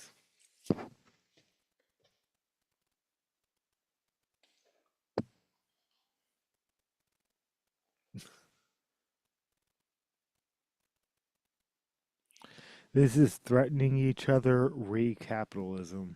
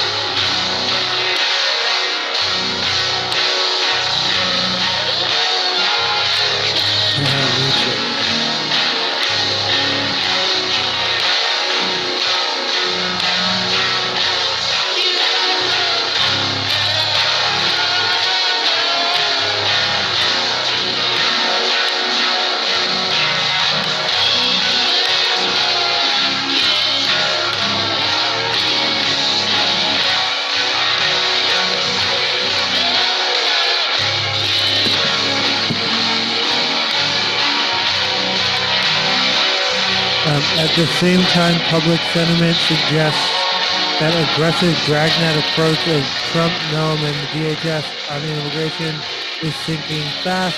News Nation says DHS's updated policy does not mean an end to enforcement activity, including in New Orleans, where Catahoula Crunch has produced more than 250 arrests in about a week and has a stated goal of 5,000.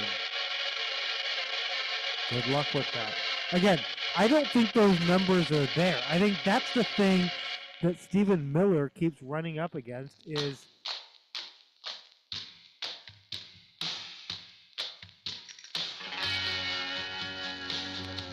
this is UVVP featuring Buck Meek, I think.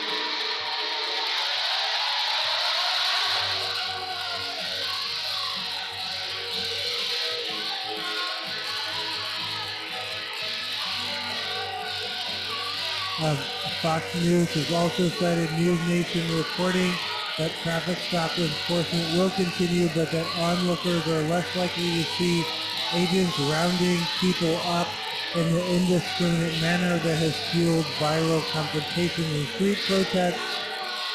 The timing tracks with the bleak numbers for the Trump immigration project. An AP North poll conducted December 4th to December 8th found 38% approval for Trump on immigration, down from 49% approval in March. Almost 50% of Americans, what the fuck country do I live in? I'm sorry. I'm glad some of y'all are waking up, but again, what did it take? Did he literally have to make fun of your daughter with Down syndrome before you spoke up? Or like, what the fuck did it...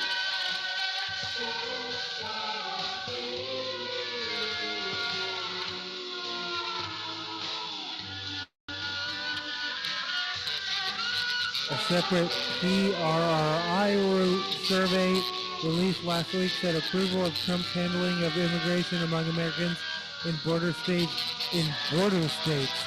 dropped from 42% in March to 33%.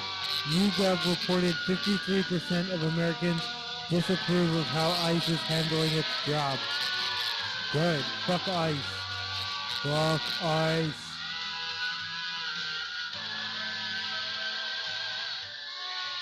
Can I say that more clearly and explicitly in case it ever comes back to bite me when I'm in their detention?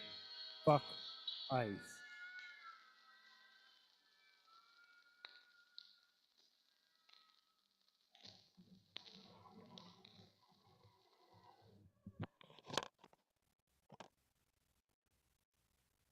Those Illuminati hotties.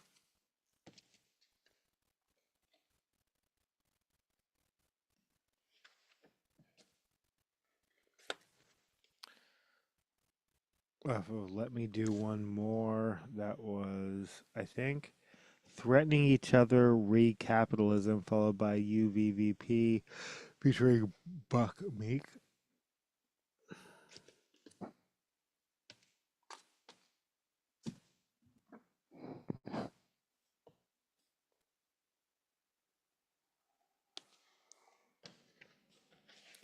This is Modest Mouse and 764 Hero. This is the original version. I don't usually play this as a 45. Oh, pretty vinyl.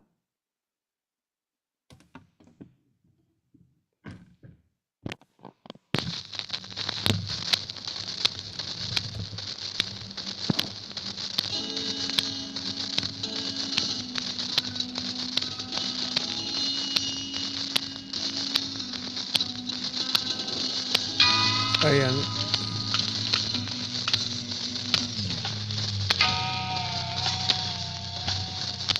Yeah, I got my Dalmatian. Yeah, no, I'm.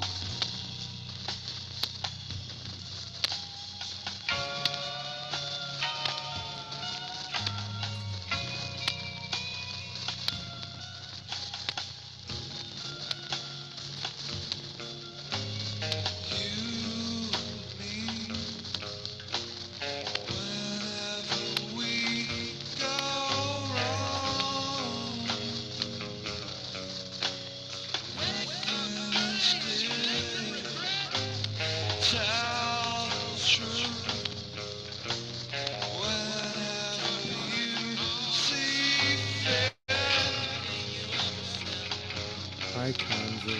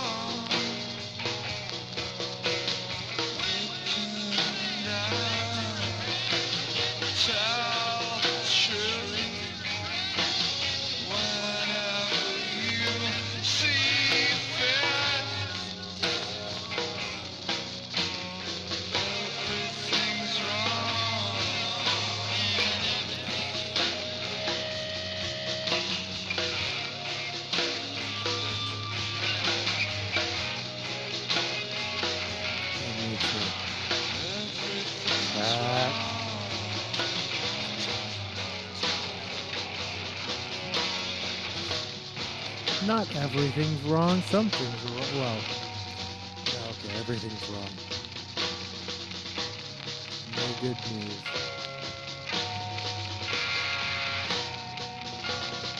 Oh, we'll get to. Well, we could get to the animal stories.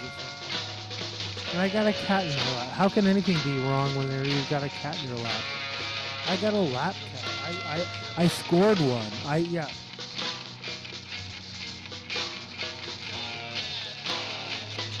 How can anything be bad?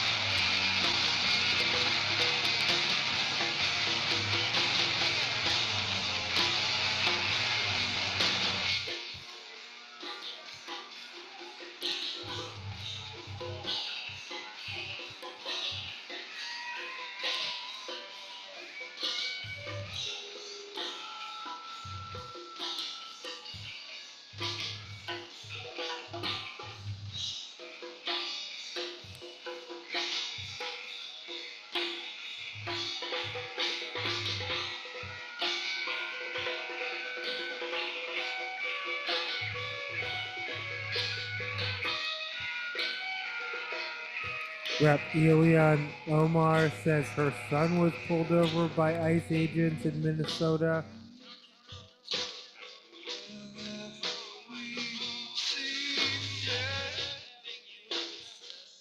BBC News, he was an Uber driver in the U.S. Now he's scared of jihadists after deportation to Somalia. Mohammed slowly readjusting to the heat, chaos, and tension of Somalia's capital, Mogadishu. Mogadishu sounds like a beautiful city, and I want to go to Lago Beach. One of my, when people are like, where is anywhere in the world you would go? I would go to Somalia. I would go to Lago Beach in particular, though I don't know if I'd be welcome.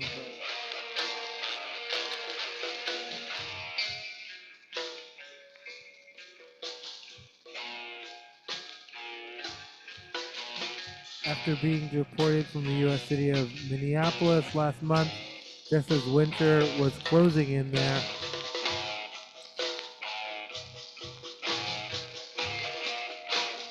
Somalis know the 36-year-old Gary Kwan, a word that can be translated as judge, is his name he used on TikTok, where he has attracted almost 1 million followers while he was abroad. Fans praise Mahmoud for his defiance of his clan's interests, part of Somalia's defense of his clan's interests, not defiance. Part of Somalia's lucrative TikTok roasting subculture. That's a whole rabbit hole that I did fall down, but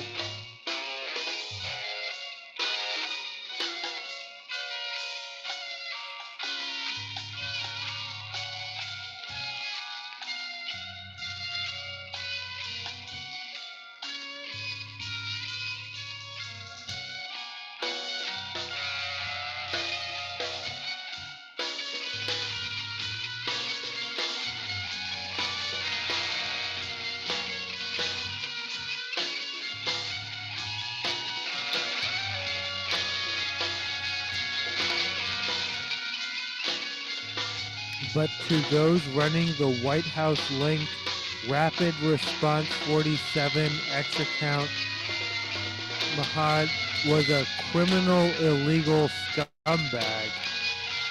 In October, I'm sorry,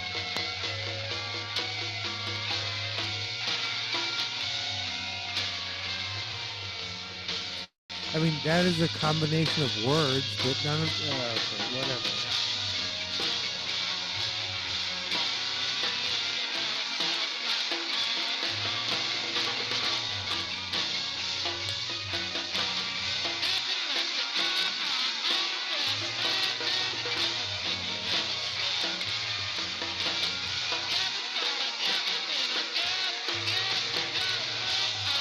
In an October post, it accused him of being involved in the kidnapping of a French official from a hotel in the Somali capital. Mahad denied the allegation, saying he was not in Mogadishu at the time. He was never convicted and the case was dropped.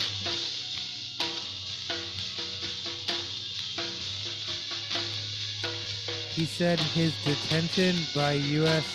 Immigration and Customs Enforcement was triggered after a rival TikToker leaked his address.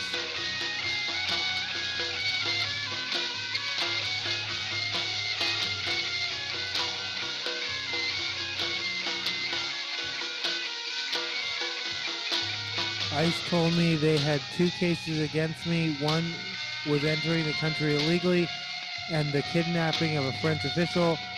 Mahad said the kidnapping case was handled by the FBI, and after questioning, they cleared him, but that didn't save him from being deported.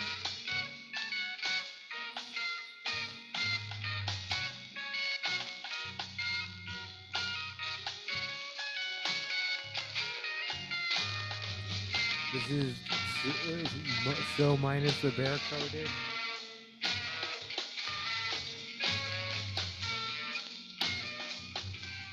It's the original, not a remix.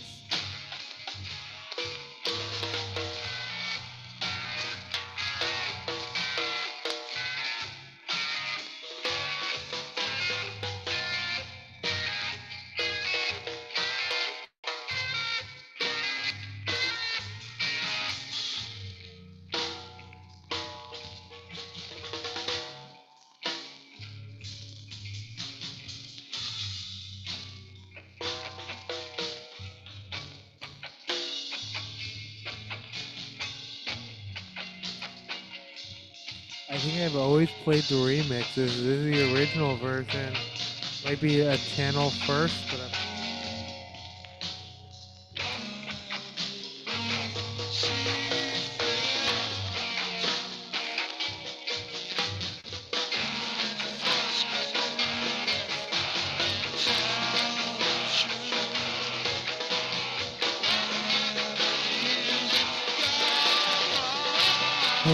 hopefully my cutie booper cat will make like all the news a little bit more palatable.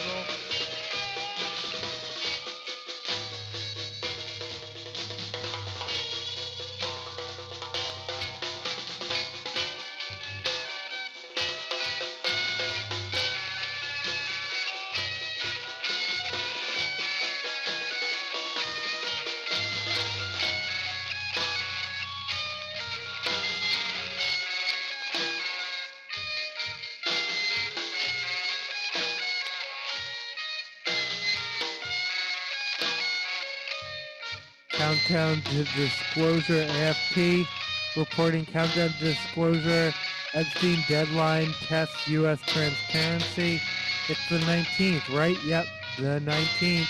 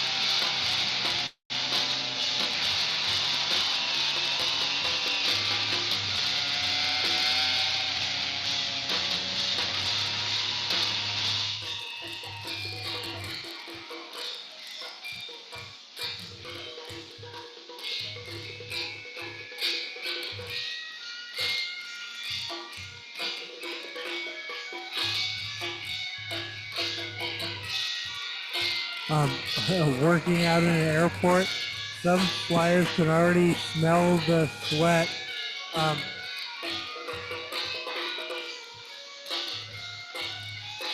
Putting in workout equipment in airports. This is all like some Maha bullshit with a publicity stunt, with pull-ups. At an event Monday, Transportation Secretary Sean Duffy and Robert Kennedy Jr. tried their hands at pull-ups with a health influencer at Reagan National Airport. They spoke about the potential for airports to get a slice of the $1 billion grant in funding for terminal improvements, suggesting they could include treadmills, exercise bikes, step-up boxes, and yoga mats. When you think about it, airports are one of the most sedentary places we are as Americans. Content creator Paul Saladino said, having apparently never actually had to traverse an airport.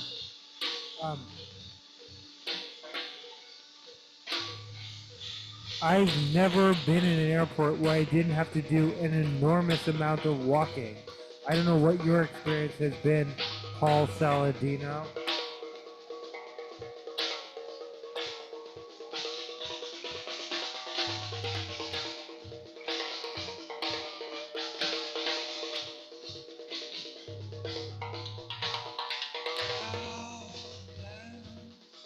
But for real, airports are one of the most sedentary places. I mean, yeah, people do and can sit for hours at a time, but that's a personal choice. Who the fuck are you? Like, welcome to this planet. Um,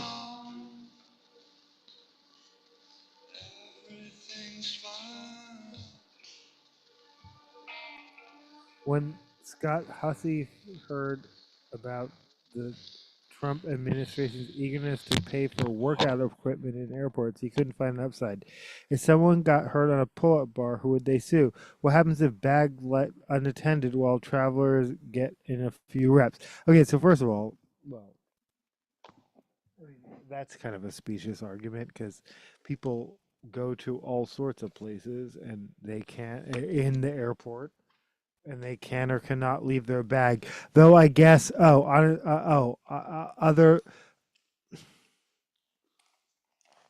unlike where you go into a restaurant or a retail, you would keep your bag with you. But yeah, if you're doing some reps, then you set it aside and then oof, yeah.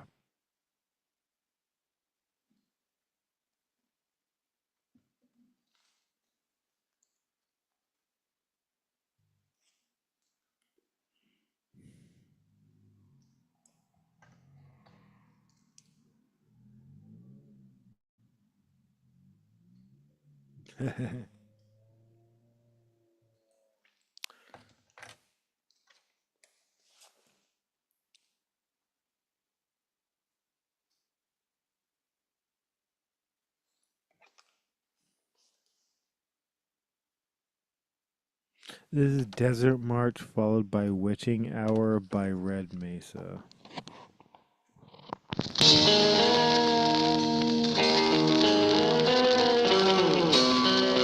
Off of Partial Distortion.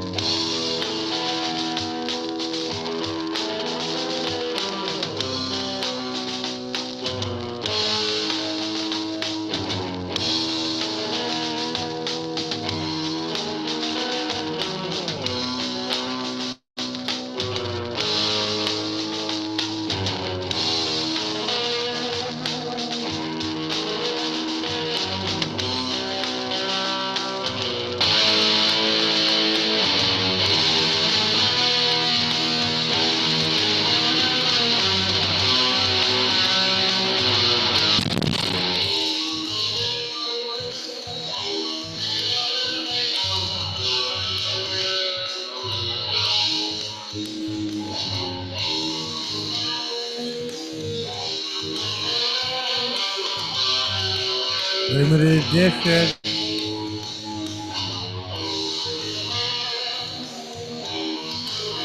Finest work yet.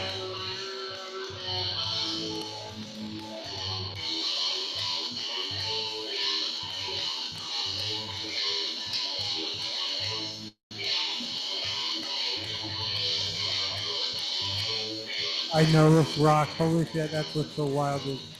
I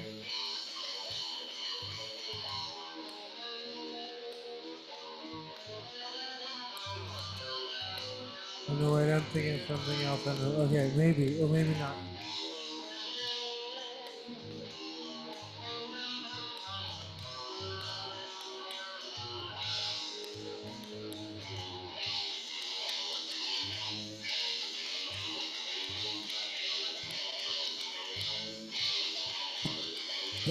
Mightless unleash a wave of fitness influencers making Shutter content at airport.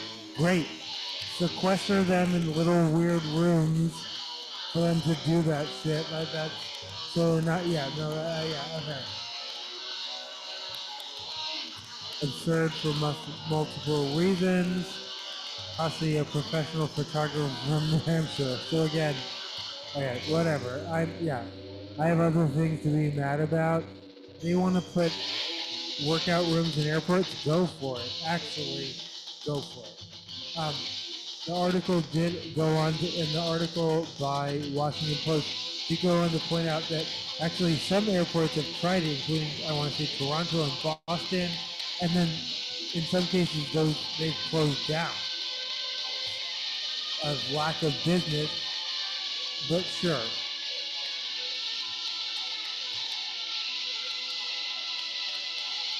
You want to put gyms in airports? And what they were like, what does this have to, well, oh, but yeah, Duffy was also called out like, with your like, decorum and all that. It's like, well, don't get too sweaty. That's not a personal choice. Like, oh, the next step is if you got too sweaty, that's a personal choice. Like, what the fuck?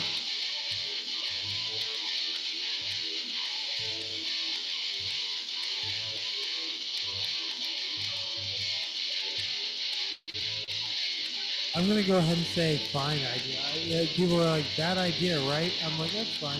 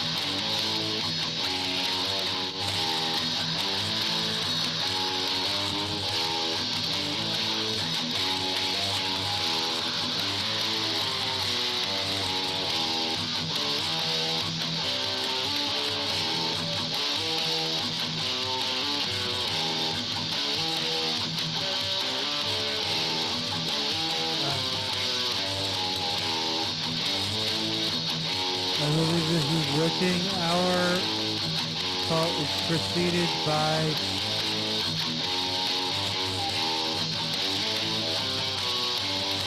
Desert March.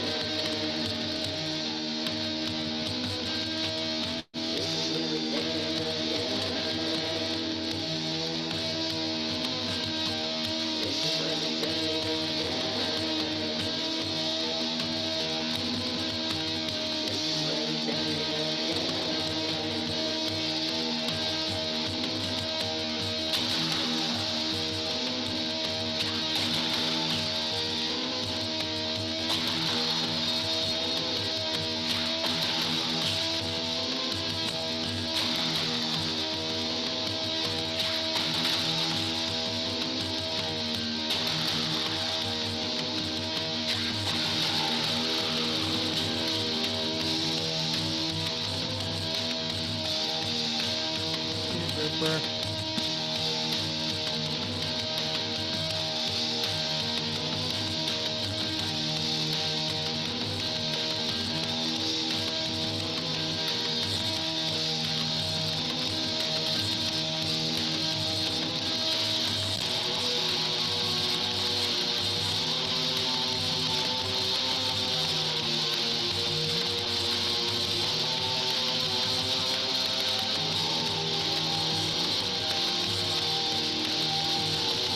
Said hi, cutie Grouper.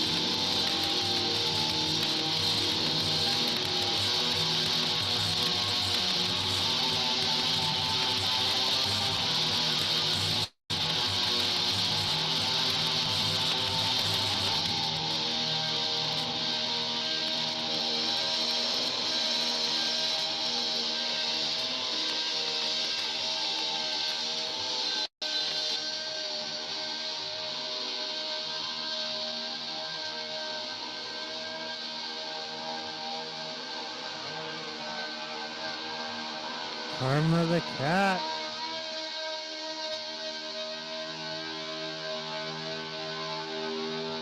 Oh, I moved shit and she's not shouldering. Okay. Okay. Can I try something?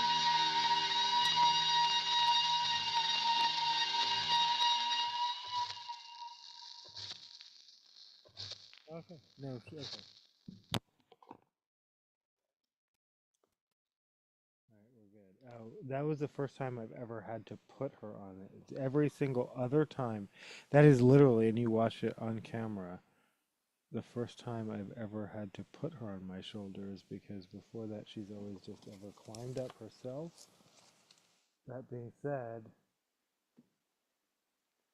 she's purring, so she's happy to be here.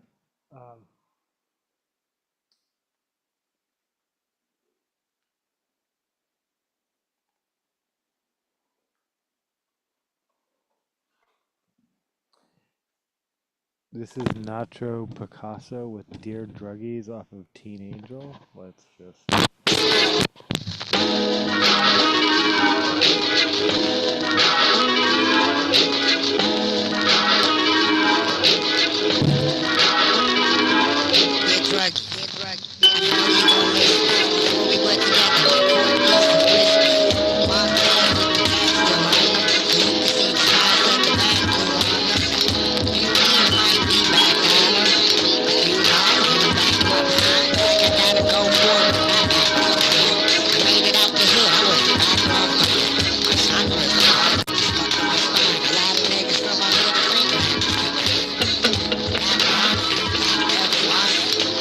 Did I say Nacho Picasso off of Jesse's?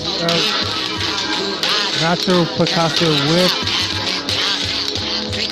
Tella Then Angel? The return of Nacho Picasso off of Jesse's Revenge, not whatever I said it was called.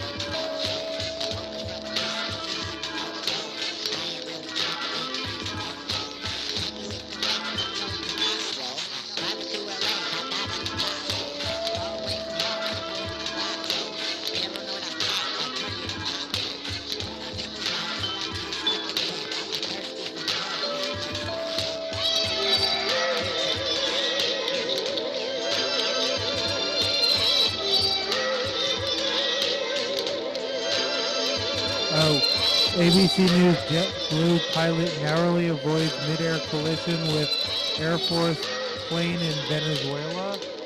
I know what the deal is with that. Yeah, no, I don't know. That just, okay.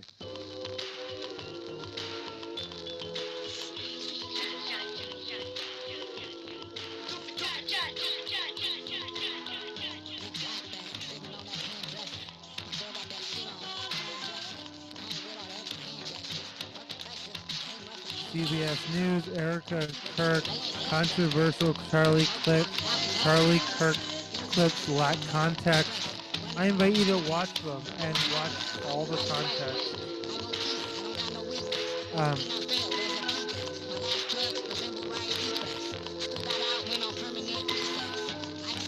And he should not be deteriorated by a few sentences. Yeah, those sentences are very, very damning, though. They're just words, just a few words. What I don't understand, my guy who made all his money saying words, why are people attacking his words? They're just a few words. They're just a couple of the words. Like,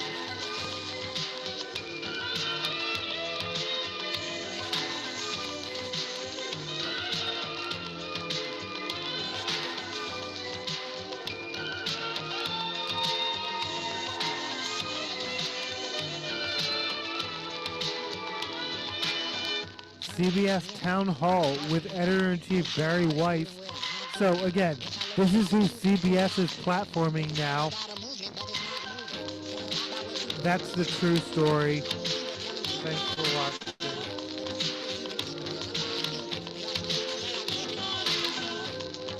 For real.